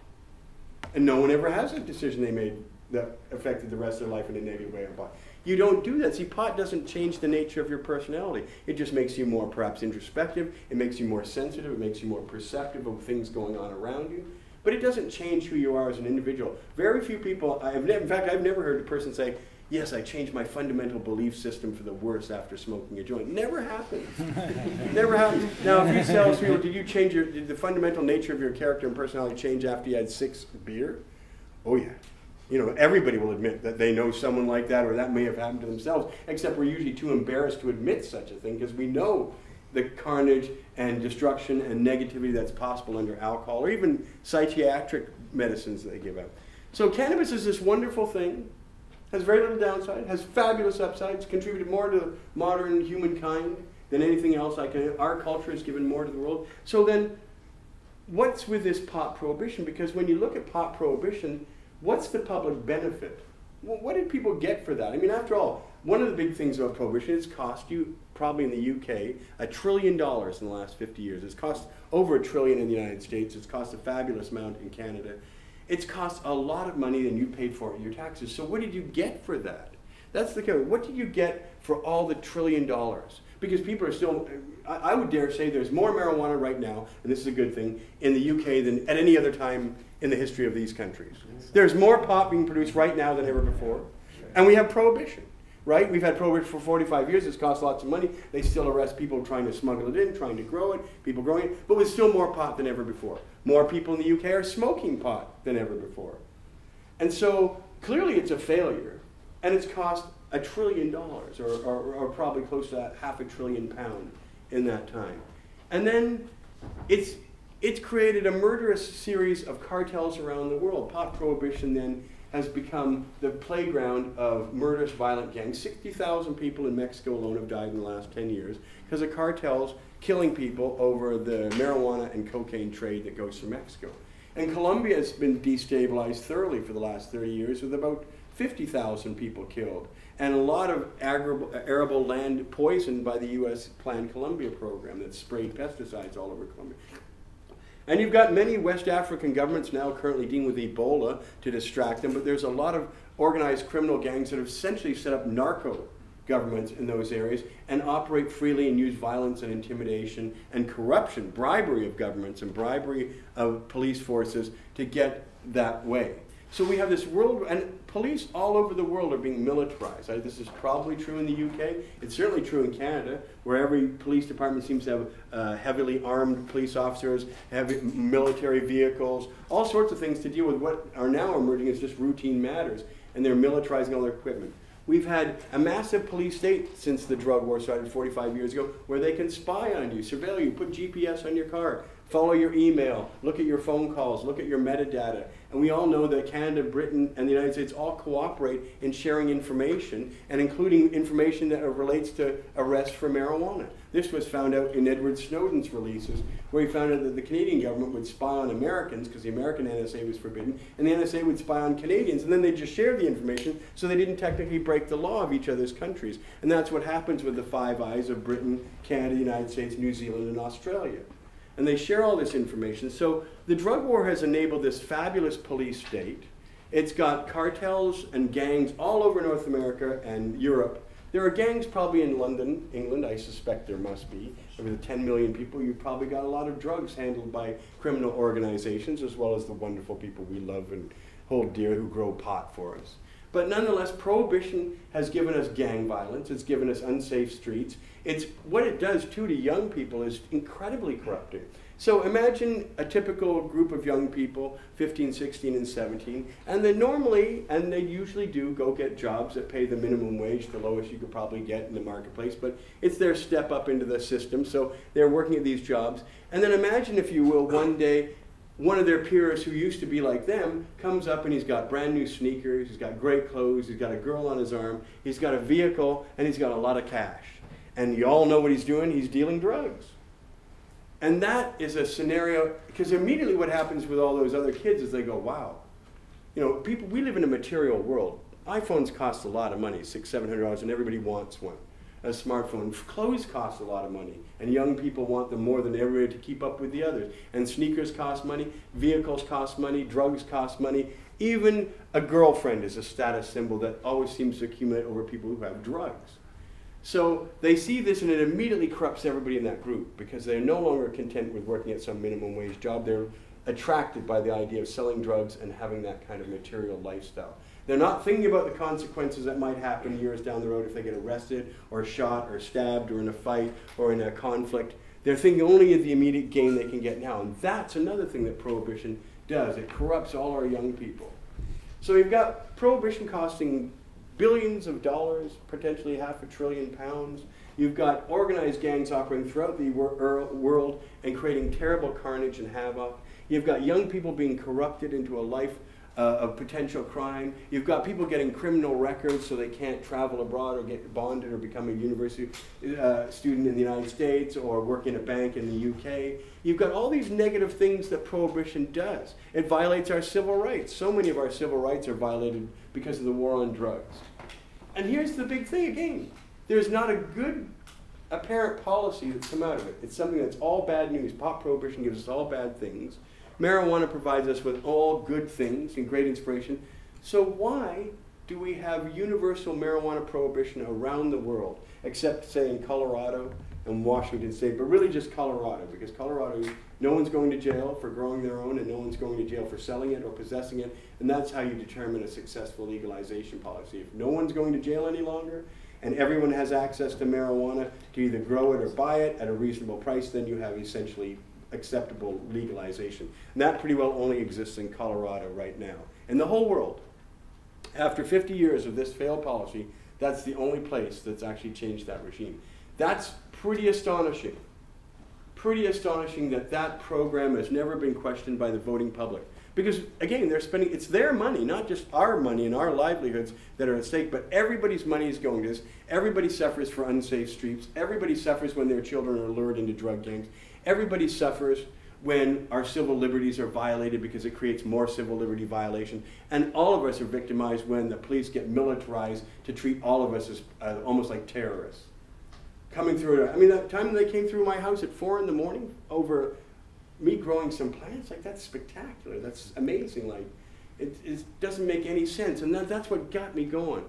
None of this makes sense except for the one thing, because I'm a very cynical person about government. I believe we should work with government. I'm very pragmatic about getting whatever freedom we can get for our people in whatever manner. But the reason I went and broke those laws and tried to create an infrastructure is because the only reason politicians have, elected officials have, for oppressing us is that it's as obvious as that. It's people control. Pot people are free thinkers. We question authority. Jodie alluded to that, or said it explicitly. We don't accept the dogmas of the church, and we don't accept dogmas of the government very readily. You know this because who are the people that hate pot, really? Parents, teachers, priests, policemen, and politicians. Those are the 5 groups. Pretty well done. And it all starts when you smoke pot. The reason your parents don't like it is because all of a sudden you're going, you're full of shit. You're just saying, you're saying it's true because you say it's true. You know, you start questioning your parents, and your parents hate that. I mean, they already have a tough life. The last thing they need you is becoming an ingrateful teenager and who's now questioning them on everything while you live at their place on their money. Right? They hate that. You're so ungrateful. Right? But you do. And then who's the next line that hates pot? Teachers. Because all of a sudden you're going, this is nonsense. None of this is true. There's nothing in this textbook about the history of the UK is true. It's like the government did this, then the government did that. The people aren't even in this textbook. It's like they did nothing. They were just victims of whatever the government came up with. That's the advances of civilization, right? So you start questioning your textbooks, and you're questioning your teachers. And then you start going back and you question the religious dogmas you grew up with. You're questioning the policeman who's out to oppress you, and it's more obvious he's your enemy. Once you start smoking pot and you see the reaction, you become very acutely, okay, you're definitely the enemy now. Everything they told me about policemen is totally not true, right? And so Jodie says you start questioning everything. You lie, parents lie, teachers lie, politicians lie, the priests lie, and I forgot the other one, but they're lying too, right?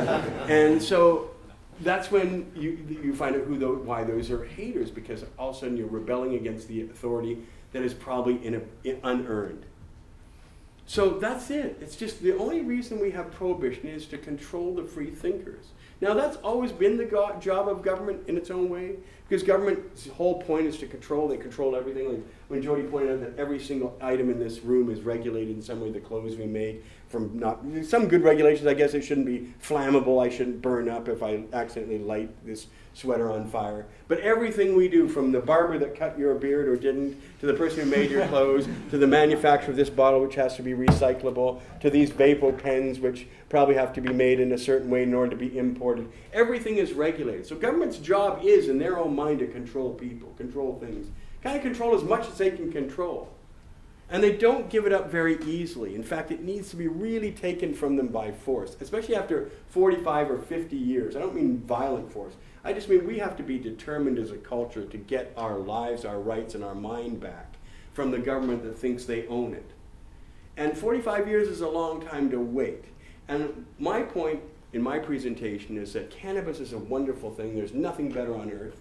Prohibition is a terrible thing that in every possible policy approach is a terrible thing for society, and that we have to finally address that. And that is going on in the UK right now. Again, there's more marijuana growing right now than ever before. There's more marijuana being smoked than ever before. And I think there's a great intellectual awareness going around the globe right now, thanks to Colorado, thanks to Uruguay, thanks to all the progress, even thanks to Spain, thanks hopefully to some degree to my efforts in Canada and in the United States, that people are realizing this is a failed policy, that the majority of people in Canada now want legalization, the majority of people in the United States want legalization, and in fact the majority of people in the United States and Canada both said in polls that they no longer consider marijuana use a vice or a sin or a crime or a moral failing, because it's that kind of stigmatization that allows them to come up with a prohibition. Well, marijuana is a bad thing, or you marijuana people are bad people.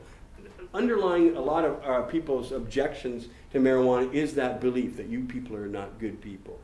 Now the evidence shows it's the complete opposite. We're the best people you would want around your children, to provide you with goods, to come up with good ideas, to come up with good music. Pot people are probably more trustworthy than the average person. We're better drivers than the average person. You take all the pot people out there, and I will tell you this, I've always driven stoned or whatever it is you want to call it. I would smoke pot all day long and it wouldn't occur to me to worry about going into that car 5 minutes later and driving around. Straight up. You know, I've done that all my life, never had an accident, you know, driven for 30 years. I trust my own judgment because pot doesn't make you reckless like alcohol does. Alcohol, you go into a car, you think you're competent, and it's the arrogance of the alcohol that's actually created that because you are completely impaired. You're completely impaired, but you're arrogantly presuming, no, I can do this. I've done this before. But with pot, if you don't even think you're competent to drive, you won't even get in that car. No way, I'm not going there. Right? You're just a little too paranoid. People say I'm paranoid when I drive. And I said, that's a good thing. You're going the speed limit for sure. Everybody who's high on pot when they drive goes the speed limit, right? The exception is if you put the right Led Zeppelin tape in. Okay, you're getting there twice as quick. But most of the time, no, that's a bit of joking. I would never do that. But you're a better driver, stoned. I've always felt that. And I think you're a better parent when you're high because you're more into what the kids are doing. And sometimes it's hard to really get into that mind space when you're thinking about a lot of things like bills and problems and things going on at work, and your kids want to jump on you like mine did when I get home and play and do stuff, and I've got to be fixed. So I would have a joint before I go in. And then that way, whatever they want to do, I was good for. I was totally into the program, right? I can't think of any negative thing about pot. I can only think of wonderful things about pot, and then we need to spread this message. We need to educate people, talk to them at their level. We don't need arguments to convince people. We just need conversations. And they will come around. Because right now, when I first started in 1990, there was no media discussion about marijuana of any kind. And now there's a discussion going on every day. All around the world, somebody somewhere is talking about pot in the media, in national media, on CNN, in newspapers.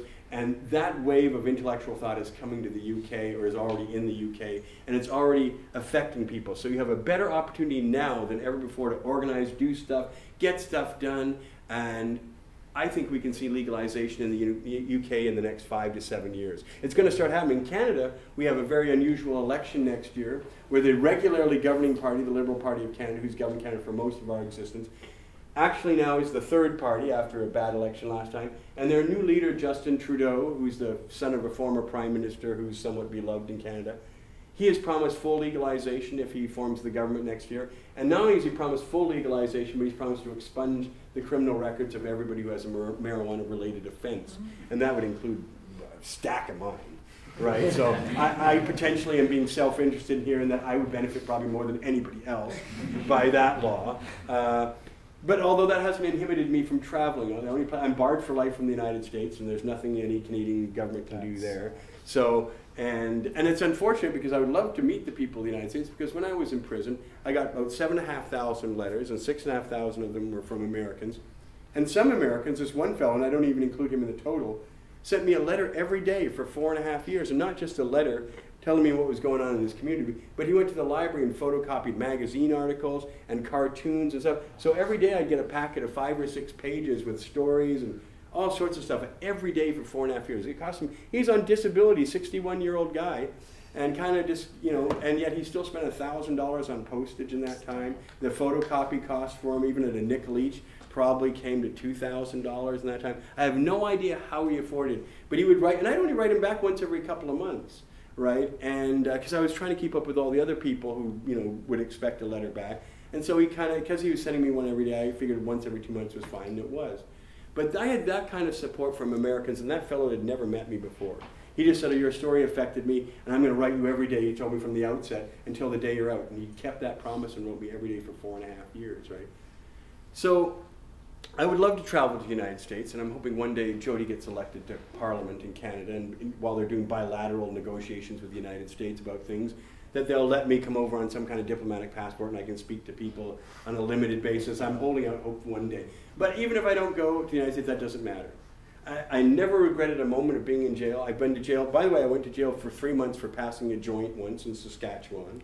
After I lectured at a university, we went out afterwards, and 40 of us were smoking pot. And then the pot, we finished. And then a cop came by, and all I could do was smell the remnants, and he just turned around and asked me, what are you doing here? That person said, I'm smoking a joint with Mr. Emery. And the cop says, did he pass you a joint? And the person said, yes. Cop arrested me, put me in handcuffs, kept me in jail for 7 days until I made bail. And I got sentenced to 3 months in jail for that, right? And so that's one of the many things I've gone to jail for too. All crazy, outrageous stuff. I'm going to end my talk by showing you though how progress is possible, and then I can take questions. That place I was arrested and put in jail for 3 months is Saskatoon, Saskatchewan. It's in the middle of nowhere. One of the reasons that was a difficult time for me in jail is because it was like 1,000 miles, like 1,000 kilometers approximately from my home of Vancouver. And so I was quite far away, and I felt kind of isolated and somewhat alone in that environment. Plus, though the experience turns out to be really good, but here's the thing. That was in 2004. August to October, I went to jail. In the last 2 years, Pot TV has covered the Saskatchewan Cannabis Harvest Cup that just concluded. If you watch Pot TV, you'll see that it ended last week.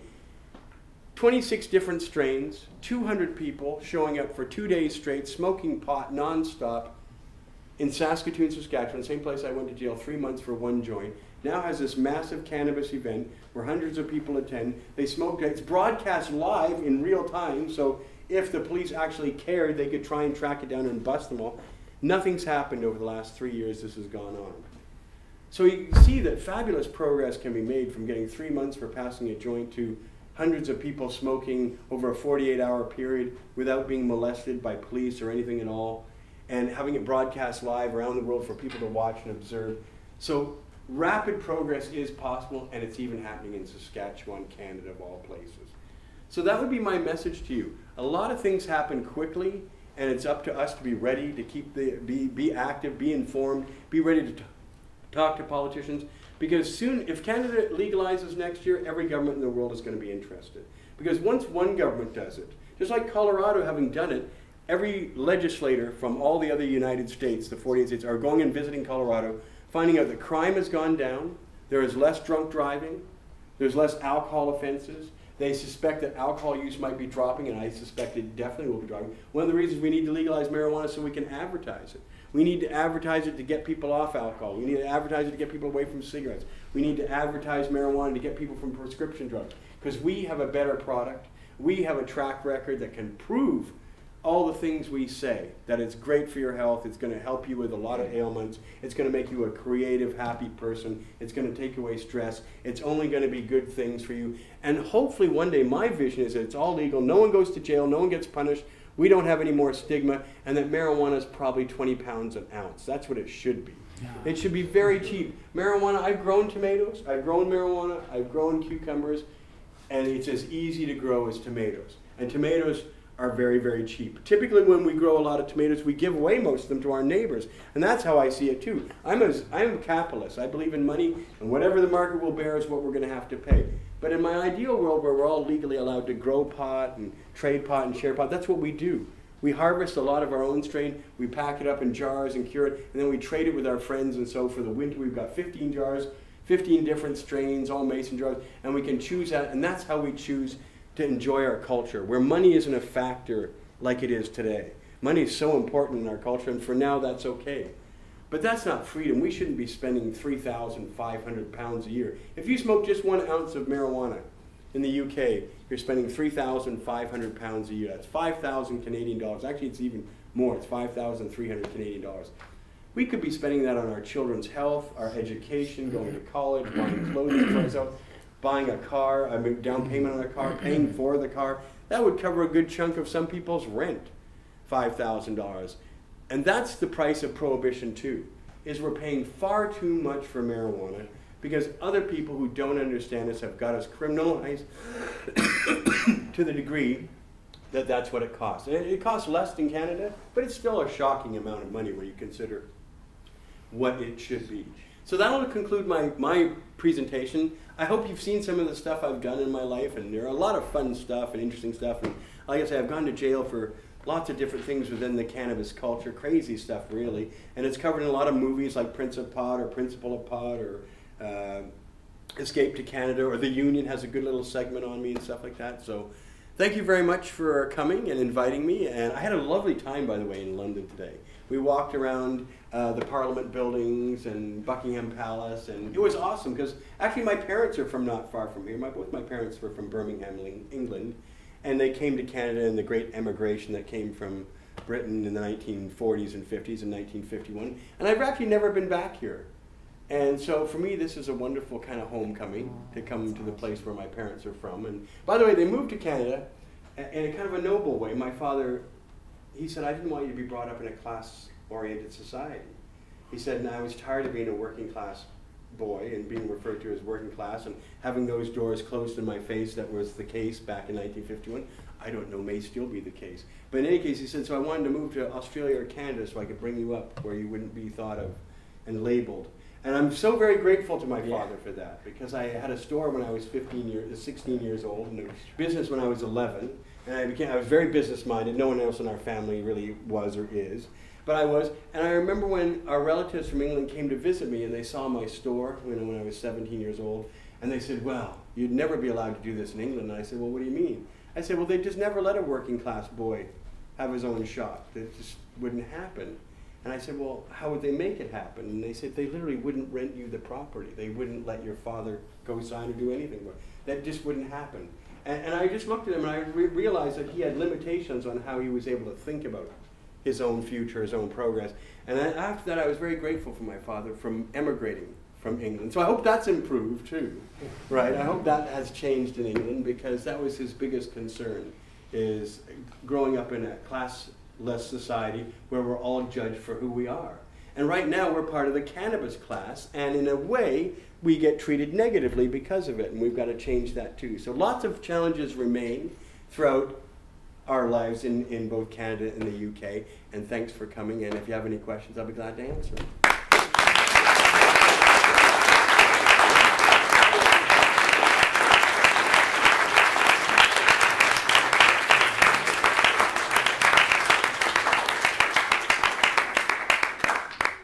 Really, no questions? Okay, questions. Anyone? Well, At the front row. I've got a couple of tidbits. They're not questions, but I thought of them while you were speaking and while Jodie was speaking, and thought they might be useful in the future. One is in terms of how illegal it was. There was actually once upon a time a bill forcing some people in this country to grow more hemp, because that's how we went and empirised the world with our great sails and ropes. The other one is with regards to hempcrete fixing CO2. Do you know that concrete is actually working backwards? And it was only discovered a few years ago, and surprisingly nobody's in the public's found out about it yet, but concrete fixes oxygen.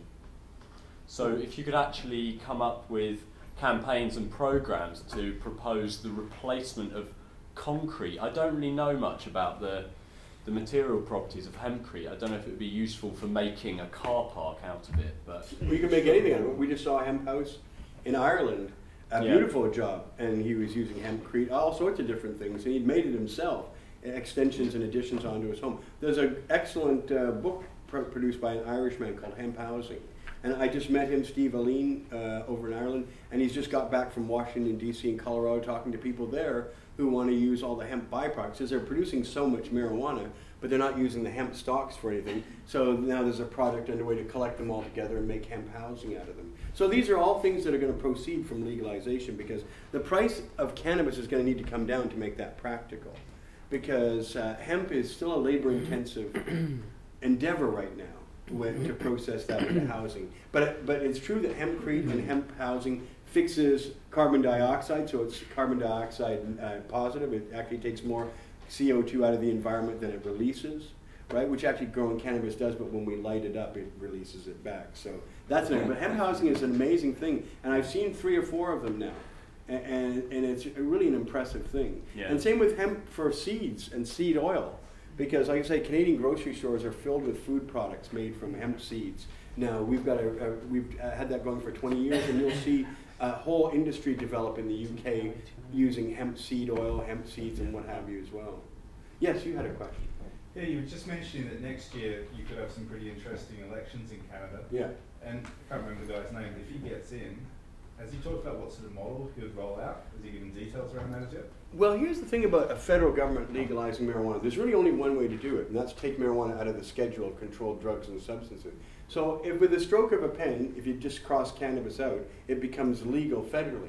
But in Canada, all the provinces, I'm not sure how that would work in the UK or what your equivalent to a province is, maybe a county, but the provinces would then be permitted to legalize it, like zoning stores, probably issuing licenses. They wouldn't be allowed to criminalize anybody, but they could regulate it, and they probably would regulate it because it's a source of revenue. Taxes, yeah, so they'd come up with a tax regime, they might come up with a licensing regime, and they might allow local councils to determine where those shops could be. Or they might even do a model that, like Washington State, where the liquor board is authorizing and that bureaucracy is working, issuing licenses and supervising how it's all grown and distributed and labeled. And I'm sure we're going to see all that kind of, but it would be at the provincial level. And I'm sure that's really his only option. And then on the people in his party at the province level, are they singing for the same songbook? Are they all aligned? No, they'll all be different, and the federal Liberal Party doesn't really have a provincial equivalent. They're not quite related between provincial and federal parties, even if they have the same name. Okay. So, although there are Liberal Party governments throughout Canada at the provincial level, it'll be respected. Because, especially in a place like British Columbia, over 70% of the population want to legalize entirely in British Columbia, so they'll expect a fairly liberal model of good access with regular constraints on the trade, nothing outlandish. What I would object to is any kind of punitive taxation, because we've been punished all for the last 50 years as Prohibition has been punishing us. We've been stigmatized and demonized and yelled. And really, in reality, they owe us a big apology and a massive refund, right? Which is what we should be entitled to do. But what I don't want is this, what they have in Washington State, where they have 25% taxation at every level of distribution. It's making it very expensive at the retail level. And why should we pay 25%? Like, well, I don't get it. Like, that's a punishment. You know, like the regular consumer is paying just a normal, you'd call it VAT here. So if cannabis has that regular tax applied to it, fair enough. But a punitive tax, like to punish us for who we are, 25% or something outrageous like that, that's unacceptable. Mm-hmm. And what they're going to find in Washington is because it's already legal to possess it, and they've got a regime to sell it, and the federal government only arrests people with more than 100 plants or 100 pounds, so everything in between is kind of state. So if you tax it too high, people will simply avoid the taxes and begin bruising on the black market again. And I think Washington will find that out. Colorado was much smarter. They had a much lower tax. They're seeing a very vigorous tax collection. They're reaping a ton of revenue in Colorado. And like I say, crime is down, alcoholism is down, alcohol-related offenses are down, and it's directly attributable to the amount of marijuana they're selling. So these are some great things coming out that are going to inspire people around the world to advocate in their jurisdiction.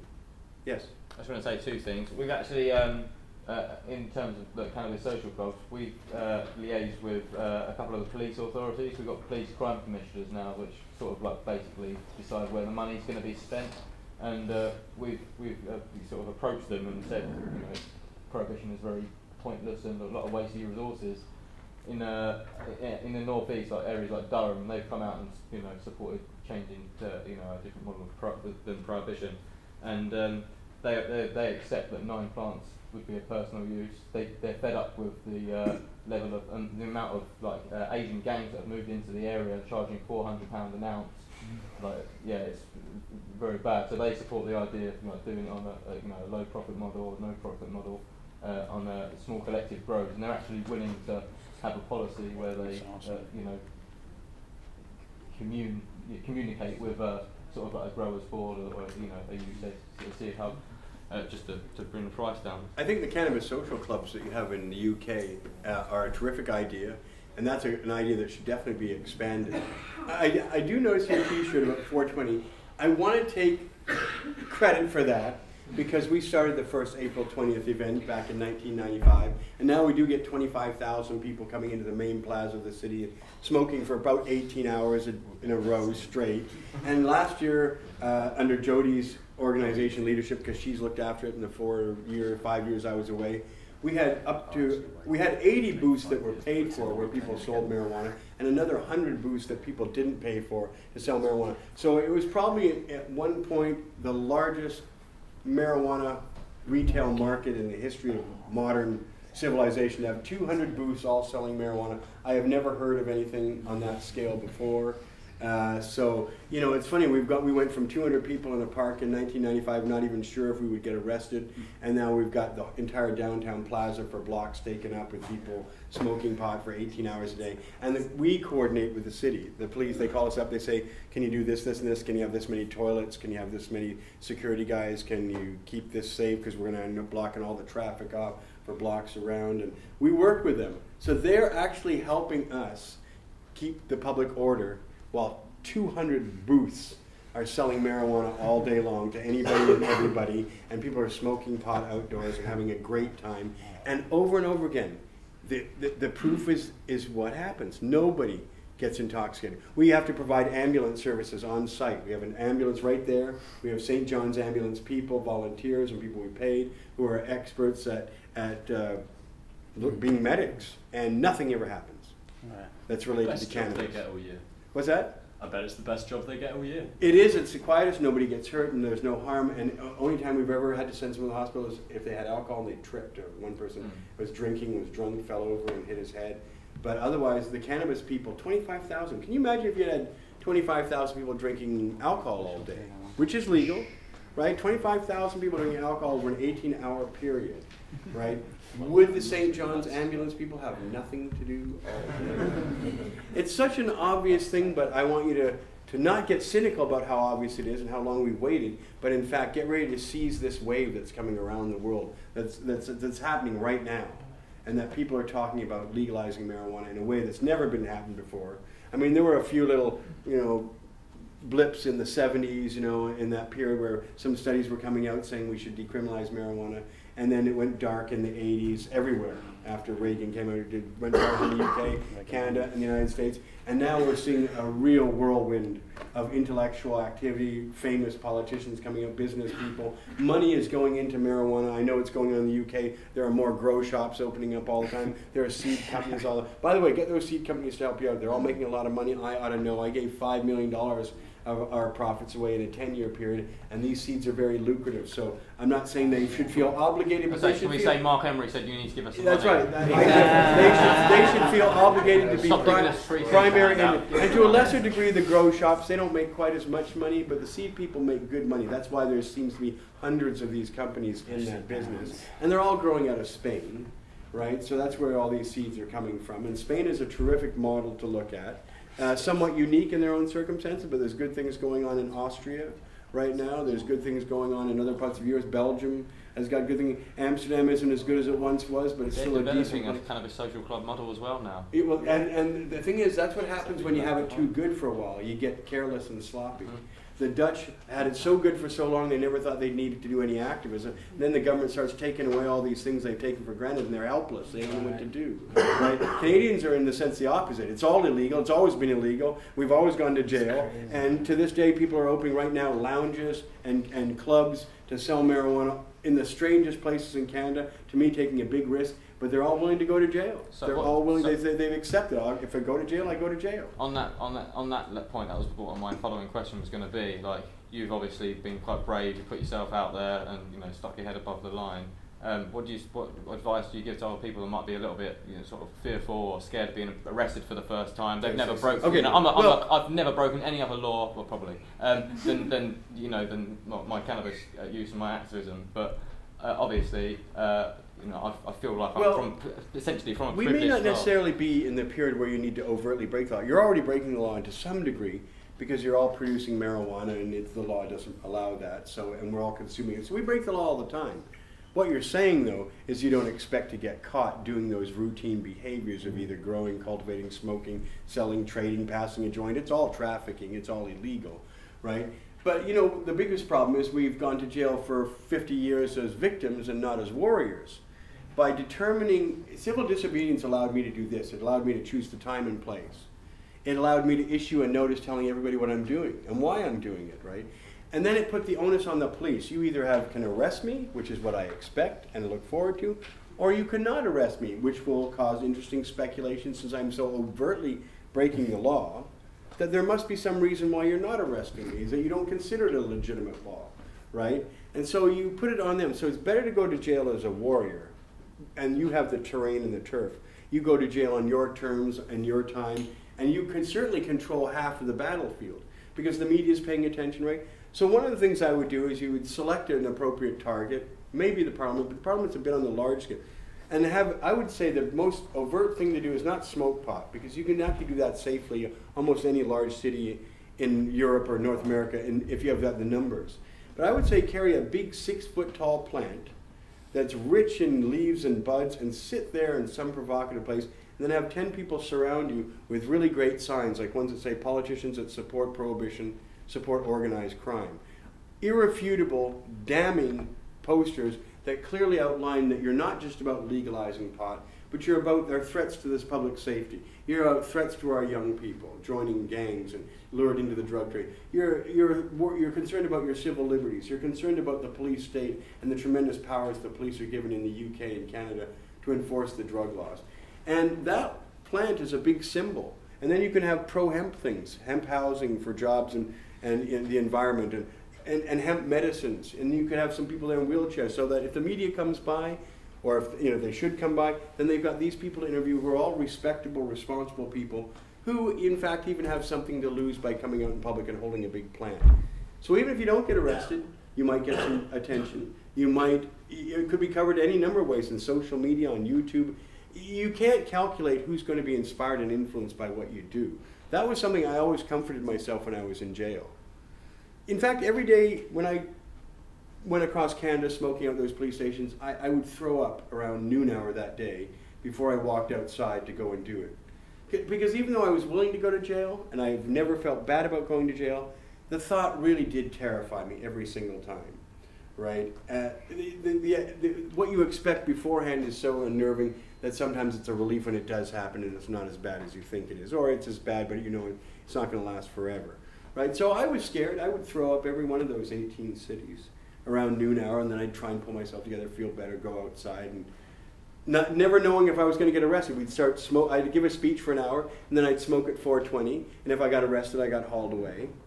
And then if I didn't get arrested, we'd had a big party for a couple hours, and we'd all smoke pot, and hundreds of us would. So the influences, either the police would get jeered when I got hauled away, and then there would be a court case and publicity, or they didn't have the nerve to arrest me, and everybody celebrated, had a big party, and we demonstrated that the law was a paper tiger as well, for 2 hours in front of a police station smoking pot and appearing to party, and that's about as brazen, in-your-face, arrogant as you could possibly get.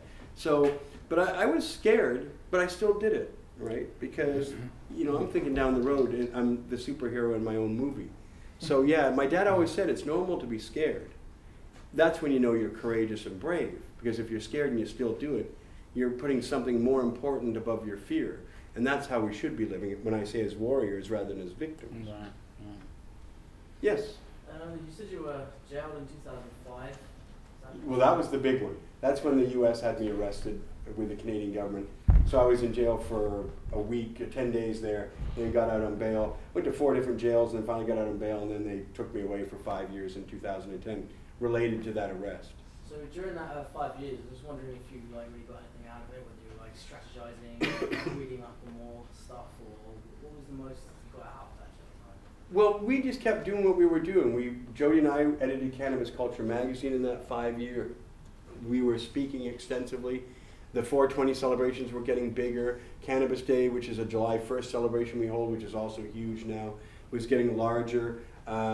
We continued to expand our business. We opened, in almost as a bit of a time, and they took away my seed business because the bail conditions in 2005 forbid me to sell seeds. So we had to come up with something new and revolutionary, and so we came up with this idea of a lounge. And at first it was just one chair in a corner with a volcano, and it was like if you wanted to find out how a volcano worked, we put one there, and you could just sit there and try it out. And then somebody said, well, can I just sit here and use it for a little while? And I said, okay, well, give us $2. And he said, okay, that's a good deal. So I thought, okay, he's willing to pay $2. So the next day we added a few more chairs and made it $5 for an hour, right?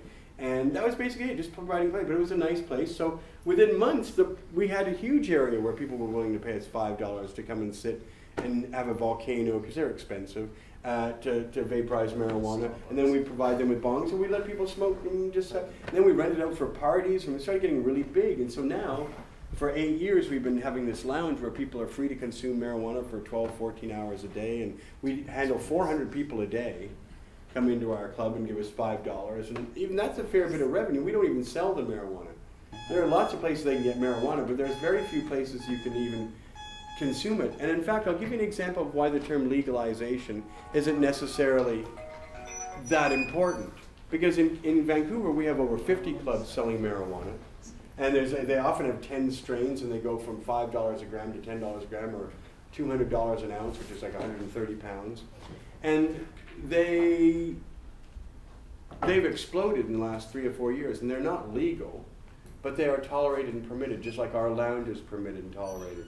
So you can't do that in Colorado. They actually enforce laws that forbid people from having lounges like we do, where you can smoke marijuana. So here you have a legal environment in Colorado where everything's legal except what we're doing right now in Vancouver, which is tolerated, and you're not allowed to do that in Washington and Colorado. So there's lots of things we do in Vancouver that are illegal according to the letter of the law, but are what we have pushed, forced, and now, again, we had lots of riots and raids in the 1990s and various times. So over time, the police adjust to the changing social mores, just like they're adjusting to your clubs. They're cooperating with you. They realize that this is the inevitable wave of the future that's coming, and there's only so much point in them using taxpayers' money to aggravate you and to create a social dilemma which they don't really want, because they have a million things to do. So all things being equal, if they can work with decent, responsible people, like they do with Jodie at 420, and help organize 25,000 people smoking pot all day and 200 people selling weed, then they'd like to see that done in an orderly, reasonable manner that causes no social problems. So again, legalization is almost a term too. You have to create your own reality, and I believe somebody famous probably even said that. Yeah, be the change you wish to be, or something like that. And worth employing. You know. Anyway, thanks very much. I think it's time for us to go. Because are you ready to go? Yeah. Okay. All right. Well, thanks very much, everyone.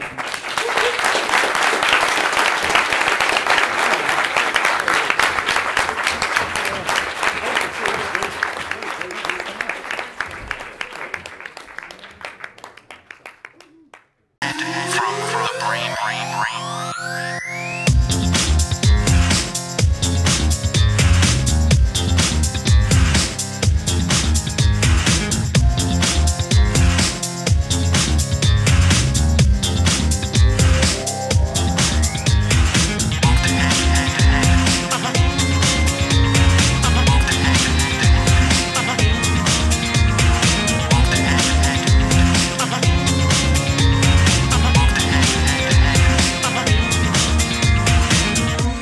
That everybody stays calm at the current moment, for there is a zombie apocalypse currently happening on the West Coast.